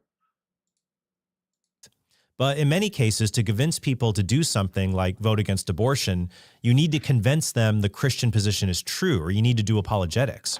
And I agree that to change culture, you have to do political things like lobby, campaign for candidates, and argue for policy changes. So he's responding to how Andrew said, these guys, they don't get in the culture war. They don't battle. They don't sit at a table with a bunch of degenerates. And which is also because some people will say to me like, whoa, why do you sit and talk to all these people in your Discord? It's the same as when like if like Andrew goes to whatever and has all these hookers around him, it's like I want atheists, I want Buddhists, I want streetwalkers, I want sinners, I want saints, all here, and we're all gonna argue about this stuff. T. Russell Hunter? Who's T. Russell Hunter? You know what I'm talking about? I'm talking about Russell from Abolitionist Rising. You know who he is? He made me mad. I made a response video to one of his things a while ago because he was like, "Oh, I'm not going to vote for Trump," and I was like, "Dude, this is not the time for this. Like, he's the best option we had. I could never vote for a guy that's not a pure abolitionist." And it's like, dude, they have to play the political game. Even stop. Why does my phone keep blowing up? Even if they're not 100% abolitionists like you, we still need to move the goalpost. I didn't know his name was T. Russell Hunter. You spoke to Russell face to face? What do you disagree with him about? I would think that you would agree with him on everything. What's up, Agripolis? Jake Shields? Jack Shields. I know Jake Shields, and I don't see him defeating anybody in a debate. That dude's dumb as a box of rocks. Jake Shields or Jack? I don't know who Jack Shields is. Smoked him in a debate. What do you disagree with him about? I agree with I agree with the abolitionist movement, but I disagreed with him about saying he's not going to vote for Trump and no abolitionist should vote for Trump. I'm like, what do you mean? Like if we don't show up and vote for Trump, then we get Kamala. One of these people is going to lead to less dead babies. So I'm voting for Trump. He may not be the perfect abolitionist that we want in office, but still, he's this is crazy. What are you doing? He claims anything except his particular way is sin.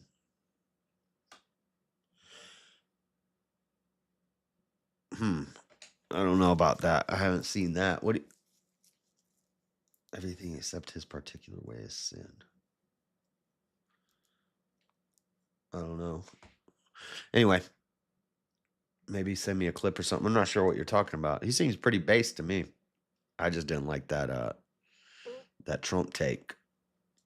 And prudential actions among individuals and communities. These things are outside of my wheelhouse, so I'm grateful for the Christians who do them well. One example I'd mention would be Virginia House of Delegates member Nick Freitas, whose show I went on earlier this year. Nick is a great example of how to be tough and masculine. I certainly wouldn't want to get into a fight with the guy. How to advance God's kingdom through politics, and how to be charitable while doing all of this. In fact, the most masculine men that I know, the guys who could legit kill you with their bare hands, they don't go around puffing out their chests and verbally abusing people. The guys who do that are usually overcompensating for some insecurity. True masculinity reveals itself in being assertive without. Okay. What's up? Hey, give me one moment here, because I am watching the live stream here. Can you hear me? Yeah. Cool.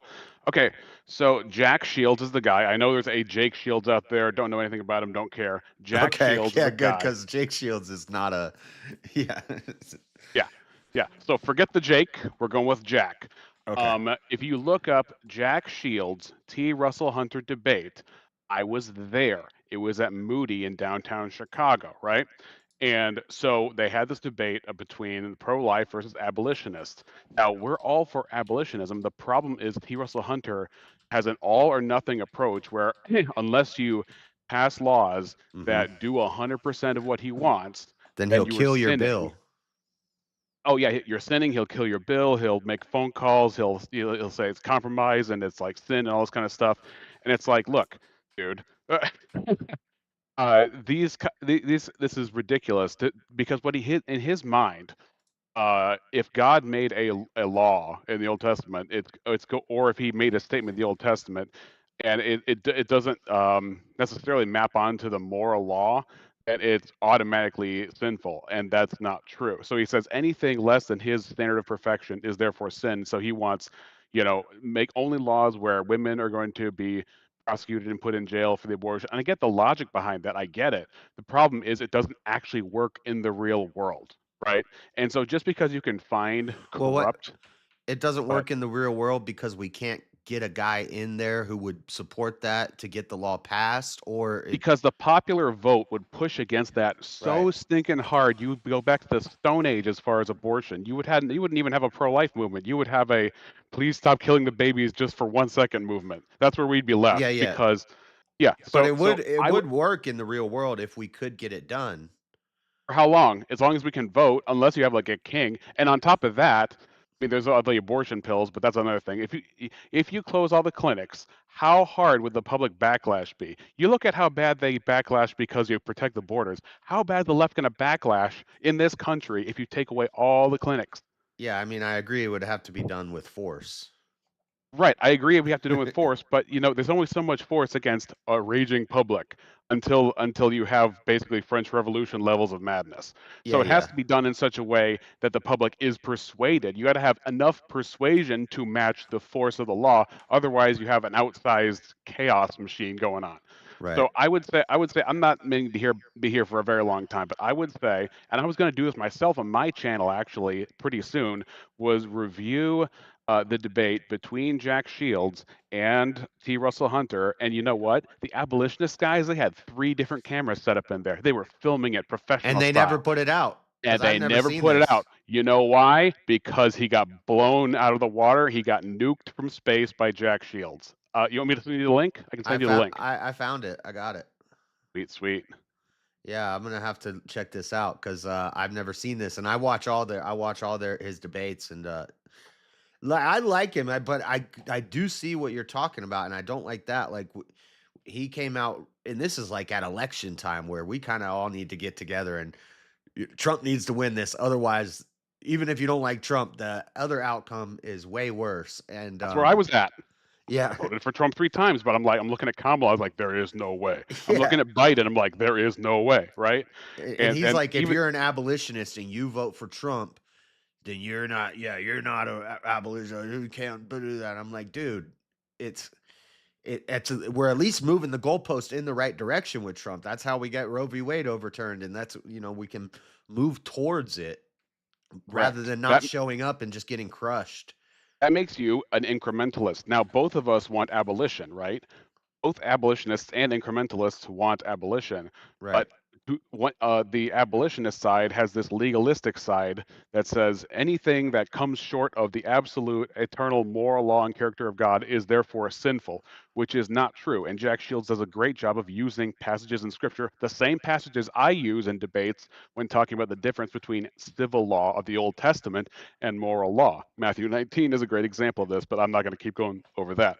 But just watch that debate. It is actually the best debate on the topic there is. And I've seen them. I've watched a lot of T. Russell Hunter's debates myself before going to watch this one because I want to see if anybody got even close. And nobody gets nearly as close as Jack Shields on this issue. He does say one thing that was not the greatest move. He does use the word God compromised, which is not the word I would use. I would use what Acts 17:30 Wait, says, which is he does he what? He uses the word God compromise? yeah, What? so that's the weakness in presentation. So I'm going to prepare you for that because the abolitionists cling onto that one word, and I know it feels like a standout thing, but listen to it in the whole body of Jack Shield's argument. And even though that's the one thing I just want to at least prepare you for, he does a great job in showing that abolitionists don't have the history as much as they think they do, don't have the evidence, and don't have the scriptural backing for their moral claims that somebody is sinning if they don't do it exactly in T. Russell Hunter's particular way.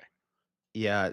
Well, I mean, and the only way I see what you're saying when you say that it wouldn't work as long as we have a democracy and we have voting and all that stuff, it would never work. It could only work in like a theocracy or something like that or There a were mon revolts and theocracies too, man. Yeah, You get yeah. there are There's more always people gonna than be kings. there's always gonna be people who don't like the law, but that doesn't mean we shouldn't make the laws. I agree. It's just you make the laws fit for what is actually going to work at the time. Which is why if you see my debate on slavery, I talk about look, you have barbaric people at a barbaric and kind of savage time. You pass the laws that aren't going to cause immediate revolt with the powers that be and the people on the ground. If you tried to say we're going to become Seattle tomorrow and you're in ancient Israel, you're nuts. It's going to collapse. Yeah, You have to meet the people where they're actually at and like you said, move in that direction, move in the right direction. We don't need perfection now if all it's going to do is if a push for perfection is way too much that for the people to actually adjust to. right.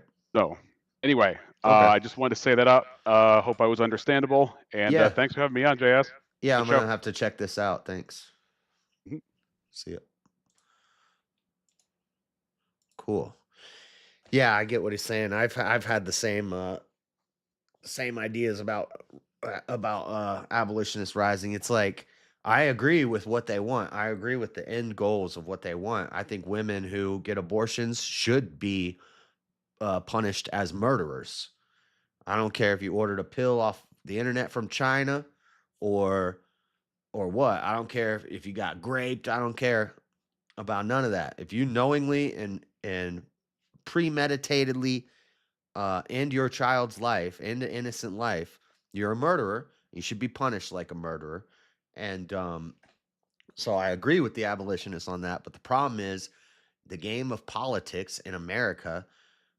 As long as we don't want to go to some sort of civil war where we overthrow the whole government and turn it into a Christian theocracy and banish or eliminate all of the witches and demons and atheists and Democrats, uh, without going to any sort of war, keeping the American system that we know and love and the freedoms and the rights that we enjoy. If we want to keep all that stuff, you have to play the game. You have to play the political game. You have to move the political football up the field, and you can't just jump to the other side of the board. You have to get there over time. Um, the problem with that is, And see, I would totally agree with Russell if he would bite the bullet and say that's the only way we're going to do it. But as long as he wants to play the political game, then you got to play the political game.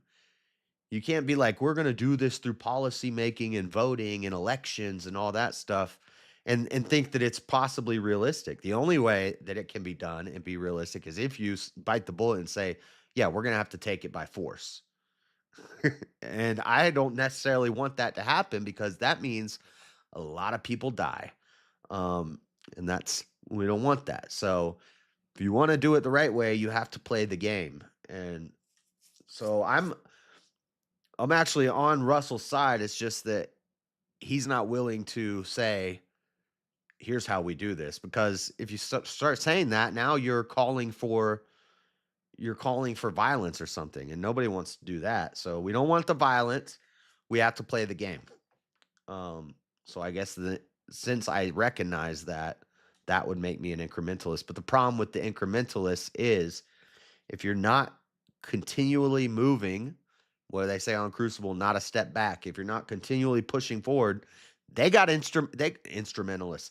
They got incrementalists on their side too, who are going to incrementally push you back. The progressives, they're going to progressively regress you backwards. So you might gain 2 and then you lose 1, and then you gain 1 and then you lose 3, and then you gain 2 and you lose 1 and you gain 3, and you're going back and forth, and the goalpost, and it just becomes a political pendulum that swings back and forth. And both sides have incrementalists, but neither of them win.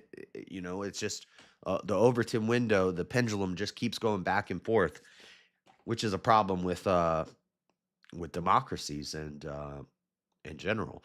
So I see the side of the incrementalist pro-lifer, and I see the, what do they call it? Immediatism, abolition, immediatism. I see both sides. The problem is the only way we get one of them is by serious show of force, which means a lot of people aren't going to make it. and if we lose, then we don't make it. So I lean towards the incrementalists because I don't want a bunch of people to die. So, but then there's a part of me that's like, shoot, Christian theology, we're going to war, baby. Crusades Part 10. Bringing back the witch trials, not one step back. All right, let's finish this. Without being unnecessarily aggressive. For example, in William Albrecht's debate with Ryan from NeedGod.net, Albrecht exposed how Ryan used a fake quote from the church fathers in a previous video that he probably got from a lazy Google search, and Albrecht was assertive in not letting Ryan weasel his way out of this revelation. I want to pause for a moment and give you a chance to read the whole of that quote. Can you get that full quote and read it for us? I don't have it on hand, but I can will find wait. it for us. It's fine if you want to waste your time on this. That's all good. It is brutal for you because I know where you got it from. I know you got all these quotes from Google.com. You did zero research. Are you aware, Ryan, that is a fake quote? It doesn't even come from St. Jerome? Christians shouldn't be pushovers, but we also shouldn't, as Andrew says, do everything we can to maintain political power. After all, Christians can't do evil so that good may come, as Paul says in Romans 3:8.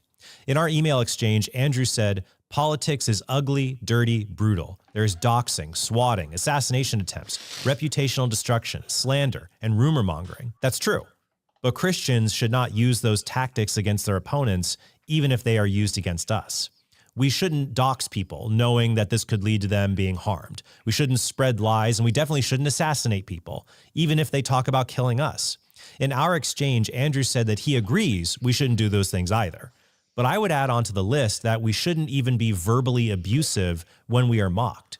We should instead imitate our Lord, who endured abuse without striking his abusers. That's why I agree with what Joel Berry from the Babylon Bee said on Tim Pool's podcast about how Christians are handicapped in fighting evil because we have principles and our opponents don't. That is what makes this fight so unfair, all right? Because our enemy is a by any means necessary enemy. They only want power. They'll do whatever. And this is why the incrementalist pro-lifer won't win either. And the only way the abolitionist wins is by using force against the enemy. And they say we're handicapped in dealing with our enemies. I don't think so. I think there's a time, there's a time to fight. There's a time to turn the other cheek, and then there's a time to use that sword. It takes to achieve it.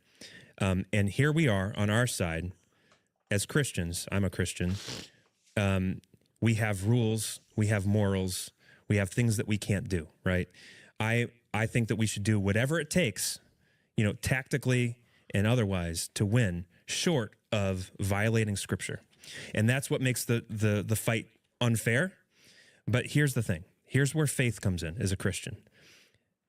We believe in a God who rules the universe, who is on the throne, who used Gideon's 300 men to defeat an army of thousands, who used David to defeat a giant, who says, trust not in horses and chariots, but trust in the name of the Lord, not by might, not by power, not by... But what did Gideon's 300 men do to the people? That they killed them all? What did David do to Goliath? He killed him. He cut his head off. So, I mean, there is you go from, well, we're supposed to turn the cheek, we're handicapped in dealing with our enemies, but then as an example, he brings up a bunch of great warriors who wiped out entire nations. By strength, but by my spirit, says the Lord. And one of those things we cannot do as Christians is abusively attack or insult those we disagree with. You can use blunt language to call someone out for being dumb, evil, or both. But there are clear cases where the language goes too far. Don't use language that's too far, but if the time comes, you may need to cut their head off. And just makes Christians look bad. For example, Catholic philosopher Trent Doherty has profanely lashed out at his opponents. Since you have teamed up with a bisexual atheist to defend your theology. That's a piece of shit. That's a piece of shit move, you piece of shit. You. And even threatened to beat them up. Do you have any boxing experience? Or so you want... Wait, is this guy supposed to be a Christian or he's an atheist? I've seen this dude in debates before. This guy's crazy, but he's trying to. Everybody wants to be like Sam Shamoon. When Jay Dyer was on Piers Morgan, he repeatedly mocked Pentecostal prelate Talbert Swan by calling him Tilda Swinton, the name of a Hollywood actress. It's the same logic that this guy has in terms of his liberation theology. My name is Bishop Talbert Swan. My name is not this guy. Only in governmental capacities. But we're talking about the government right now. They're talking about Christians in politics. And then we were talking about abortion. That's a political issue. So we are talking about the government right now. You've been dealing with me in a very disrespectful Bishop manner. Tilda Swinton, excuse me. Bishop Tilda Swinton, excuse me. Albert Swan. Sam Shamoon has also frequently insulted his critics. The stupid fat cow? No, it was by your mother being a Shia prostitute in Iran. Shut the hell up, you stupid bastard. You stupid dumb. Let me tell you why, David, you're a stupid fat bastard. You're too much of a narcissistic, sociopathic scum because the Bible is busy talking about your mother being a whore. Your mother's a whore. You're a bastard. You're effeminate queer. You're gay, and Satan's proud of you because you're a whore of Satan. You stupid whore. Thankfully, in November, Sam... Do we have to play that much of that, Trent? We get it. Asked for prayers to stop swearing and claimed the insult, your mother is a whore, was a metaphor for his opponents being children of the whore of Babylon, not a statement about his opponent's mother's literal sexual history. It seems like Sam won't use that language in the future, and I hope he doesn't, because most people would take what he said as a... Dude's lost his mind years ago. What are you talking about? A literal insult and not a metaphor about their own sinfulness. When Jesus insulted people, he accurately described them as hypocrites or evil. He was exposing their sin to lead them to repentance. Jesus didn't just abuse people for his own amusement or for clicks or to get out sinful wrath and anger. However, some terminally online people will say you can be a good Christian and still go scorched earth on your opponents because Jesus whipped the money changers in the temple. But the Bible doesn't say Jesus whipped anyone. John 2:14-15 says, "In the temple he found those who were selling oxen and sheep and pigeons, and the money changers at their business. And making a whip of cords, he drove them all, with the sheep and oxen, out of the temple. And he poured out the coins of the money changers and overturned their tables." Jesus is described as overturning the tables after the money changers left the temple, not throwing tables on top of them.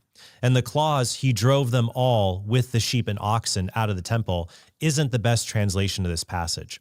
That's because the common Greek words for "with" are not in this part of the passage. The passage literally says, "And having made a whip of cords, all he drove out from the temple, both sheep and oxen. And of the money changers, he poured out the coins, and the tables he overthrew." Before the Council of Nicaea, only Origen commented on this verse, and he said the whipping was a spiritual lesson, not an historical event, because if Jesus really did whip people, it would reveal a reckless, lawless spirit. Origen often not I don't think Origen would have said not a historical event. He would have probably said that it was a historical event, but it was also allegorical, like he did with Job. He's saying Origen said that this didn't happen. I don't know. Because if Jesus really taken literally, it presents some very difficult and unlikely features. But I believe that in these words, he indicated also a deeper truth, and that we may regard these occurrences as a symbol of the fact that the service of the temple was not any longer being carried out by the priests in the way of material sacrifices, and that the time was coming when the law could no longer be observed. However, much of the Jews, according to the flesh, desired it. For when Jesus cast out the oxen and the sheep and orders the doves to be taken away, it was because oxen and sheep and doves were not much longer to be sacrificed there in accordance with Jewish practices. But him saying taken literally, it prevents some very difficult and unlikely features, doesn't mean that he doesn't take it literally. It's similar to Song of Solomon, where you take it literally, but you don't focus so much on the literal interpretation as the allegorical one. I don't think Origen's saying here that this didn't happen historically. I don't think Origen would say that. Really did whip people, it would reveal a reckless, lawless spirit incompatible with Christ's virtue. An early medieval source records the following story. Well, it also doesn't say that he was angry when he did it. A lot of people will say, "Oh, Jesus got angry." But no. Man's anger is murder. Man's anger is sin. And so if Jesus is man in the flesh on earth, then, or is God in the flesh on earth, if he were to do a sin as man that is a man's sin, then that would be sin. So Jesus wasn't angry when he flipped over those tables.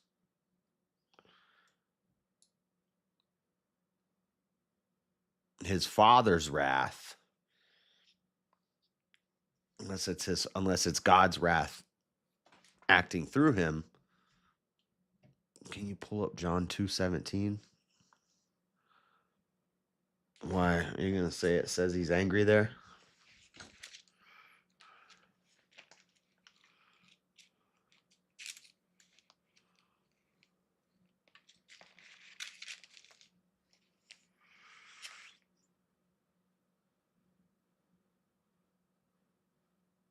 John 2:18, then answered the Jews and said unto him, What sign showest thou unto us, seeing that thou doest these things?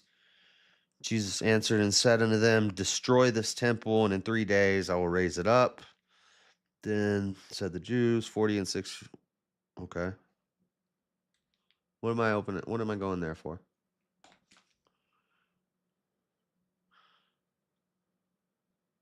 Oh, 2:17. And his disciples remembered that it was written, The zeal of thine house has eaten me up.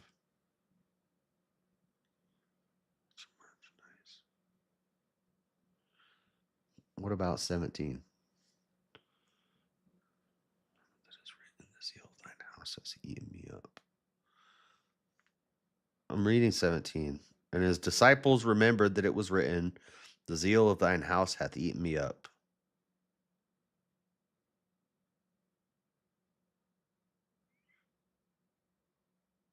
Okay. Anyway, I don't know. story about Theodore of What was the point of Mopwestia that? rebuking a bishop named Rabula of Edessa for hitting someone at the Constantinople Synod in 390. Oh, the zeal? You're saying zeal? Are you trying to say the zeal is the anger? Is that what you're trying to say? I believe there's one part where it says he was thought to look angry. Is that what I was looking at? Was zeal? Where's Oh,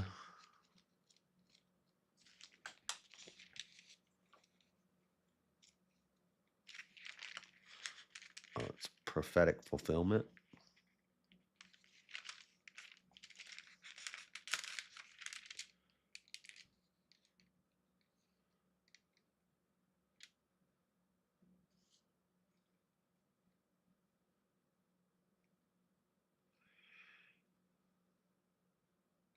Where's that the zeal of thine house hath eaten me up? Where is that what prophecy is that?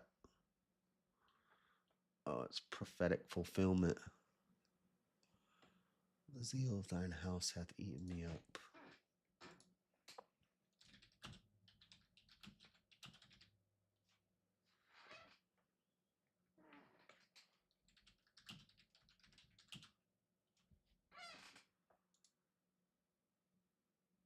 Psalm 69:9. Psalm 69:9. For the zeal of your house consumes me, and the insults of those who insult you fall on me.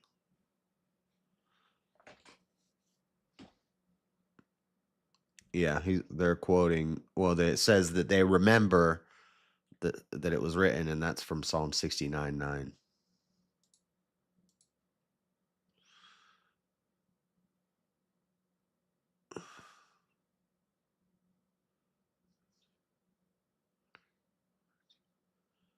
Stretch forth thine hand.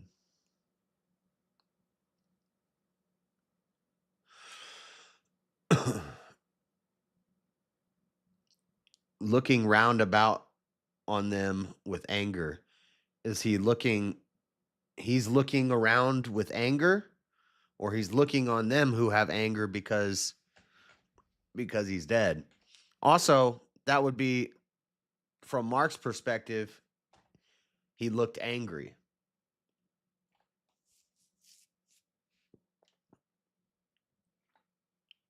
But that says he looked on them with anger, being grieved for the hardness of their hearts. So their hardness of their hearts, Jesus is grieved because he's looking on angry people whose hearts have been hardened.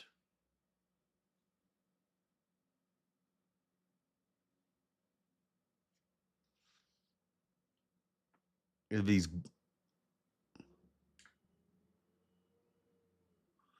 Anyway, 94. The text says, I don't want to defend anger with you guys. So you guys can defend anger all you want. when Rabala was accused of hitting priests, he replied that our Lord also struck people when he entered the temple.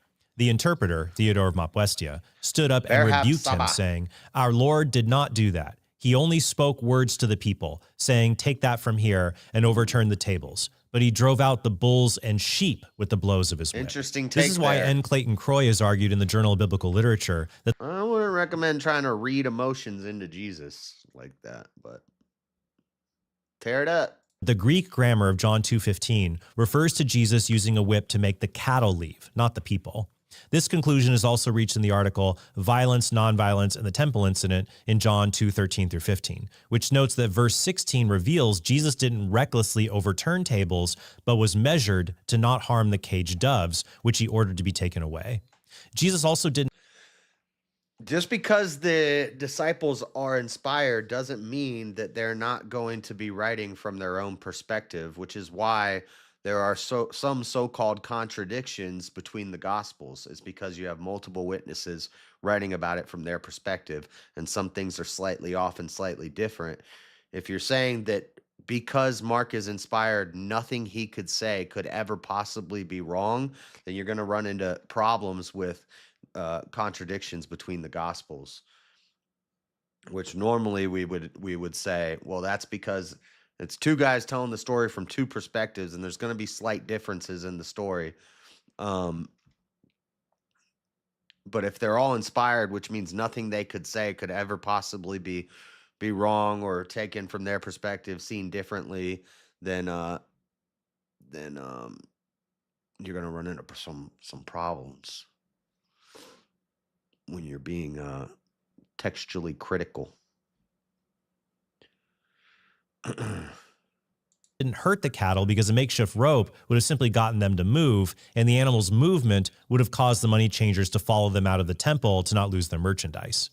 Jesus expressed zeal for his Father's house, but didn't express his zeal through violence against living creatures. And when Christians engage in debates, they should do the same thing. Be zealous, but not verbally violent. Andrew did that very well, in fact, in a debate he had with a Muslim on how Islamic societies promote physically unhealthy practices like widespread cousin marriage. He even got his opponent to say this. I prefer the low IQ. I prefer the low technology society.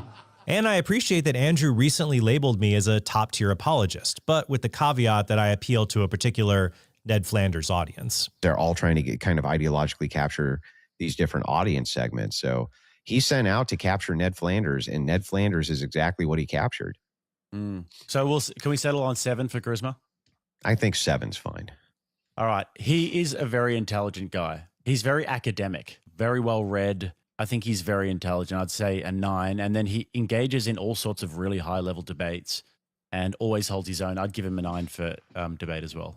See, I give him a 10 on both. First, The Simpsons has really betrayed Ned Flanders because in the first seasons, Ned was just a good father and neighbor. His Christianity said more about Homer's subpar lifestyle than Ned's problems. It was only in later seasons that Flanders became a scrupulous weirdo. In fact, this process happens to many sitcom characters, where they get exaggerated to the point of caricature, and it's called Flanderization.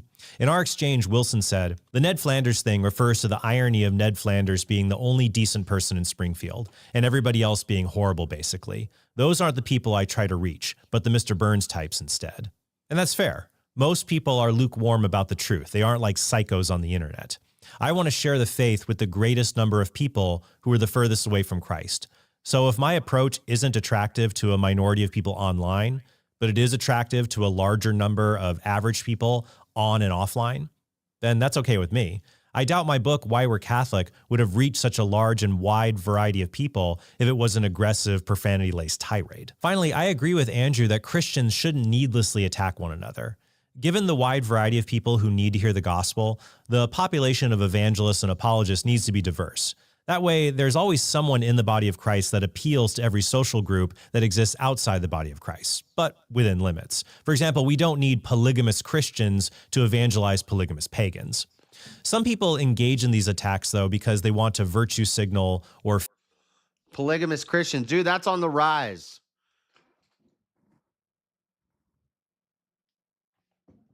Got to get one of these guys to do a debate. Pagans. Some people engage in these attacks, though, because they want to virtue signal or feel superior. And some people on the right attack ideological fellows for a more sinister reason that Daniel Darling notes in his book on Christian patriotism. He writes, "Here is a dirty little secret that I've learned after a career in advocacy. Most of the nastiest, underhanded opposition doesn't come from the left, though the left opposes much of what conservative Christians believe on every level. Most of it comes from people who agree with you, but are fighting for attention, for turf, for funds, for tribal affirmation. Many of them have a Bible verse in their social media profile and profess to be Christian. The narcissism of small differences flares up easily. A perceived traitor is far worse than a true enemy, our gut tells us. We should be careful of this instinct. Christians who agree on major moral issues should stand up for one another, and we should see ourselves as being on the same team. But that doesn't mean we should give each other a free pass so we can always win. It's fair to point out how a fellow Christian is using an ineffective method, a bad method, or even an evil method to try to accomplish some good end. And we can, as Christians, point that out without our disagreement becoming an attack on the other person that invites a vicious counterattack. One way to do that is to privately reach out to the person we disagree with, or ask the person to review our public criticism of him, as I did with Andrew for this episode. Brian Holdsworth was a great model of this recently when, instead of attacking a Catholic woman on TikTok who had a bad take on the liturgy, he privately reached out to her and then critiqued her position without publicly identifying her. In contrast, Timothy Gordon and Joe Enders recently critiqued my colleague Joe Heschmeyer and accused him of incompetently missing or deliberately hiding a papal quote that they claimed refuted his position on biblical headship in marriage. I don't know if you're a poor researcher. I hope that I hope, you know, I hope in all hopes, let me just put it that way, that Joe Heschmeyer is this bad of a researcher, because I'm citing the same paragraph that you cited for the right reason comment, the one that you took out of context. But in Joe's response to them, he noted that he did include the full quote in his original episode and showed clips of Gordon admitting he didn't even watch Joe's entire 12-minute episode before launching into an hour-long critique of it. Is there a better file, or is it this the only one? I think that's the only one. I mean, we would have to find it there. Because I think there's a longer clip of him talking about it somewhere. Yeah. There's a whole video. There's a whole video, but it's 12 minutes. And then he spends most of his time mocking the South Pole, the feminist answer that I guess even Catholic Answers has decided to repudiate. I want you to notice the two things Tim says there. First, he's intentionally choosing not to engage with the actual argument I'm making. He's just going to engage with the soundbite from it somebody put up on Twitter. And second, he's perfectly aware that the actual argument argues against a feminist rejection of male headship. So he knows all that, but how does he title his video?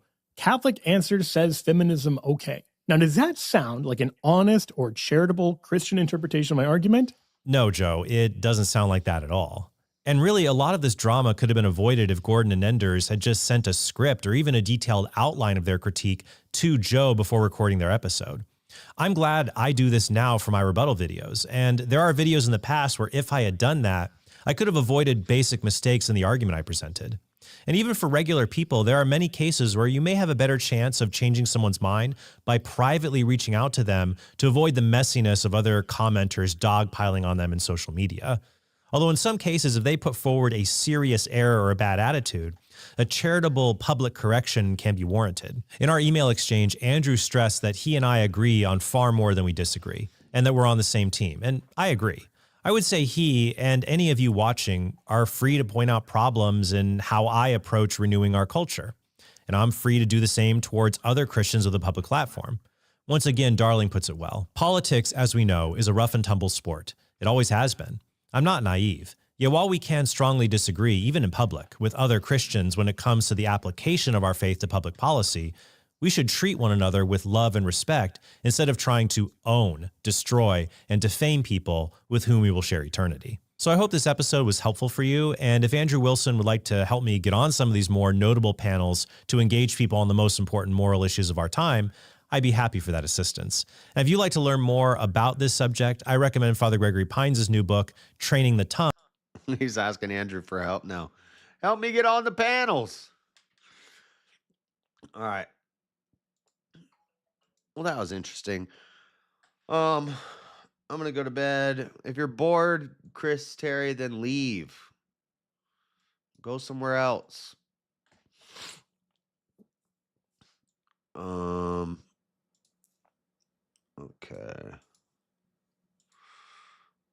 I don't know why my phone keeps blowing up. I don't know. I'll send you to Anchor, baby. You should be starting soon. All right. Have a good day, y'all. I think tomorrow we're gonna have to skip Bible. I'm gonna have to. I have to start putting something together for this debate. You of all people should be sensitive to putting us out on the streets. You get put out. You're getting put out. You better deal with it. I have to think of how I'm going to open this debate. I don't know. I might just freestyle it because I'm on the negative side, and I might just listen to what he's going to say because The topic is different than the usual topic. Do we have free will? This topic is we have to have free will. And I'm the negative. So I don't have to argue whether we do or don't. I just have to argue whether we have to or don't have to. We have to have the illusion of free will. Bye-bye, Edomites. Later, Edomites. Get ready for when we get enslaved. We're going to be enslaved in heaven by the blacks. All right, I'm out of here. God bless, guys. If I'm back tomorrow, we'll be watching, reviewing some of my old debates. But I do want to watch that one. I might listen to this while I'm at work tonight. This Jack Shield one.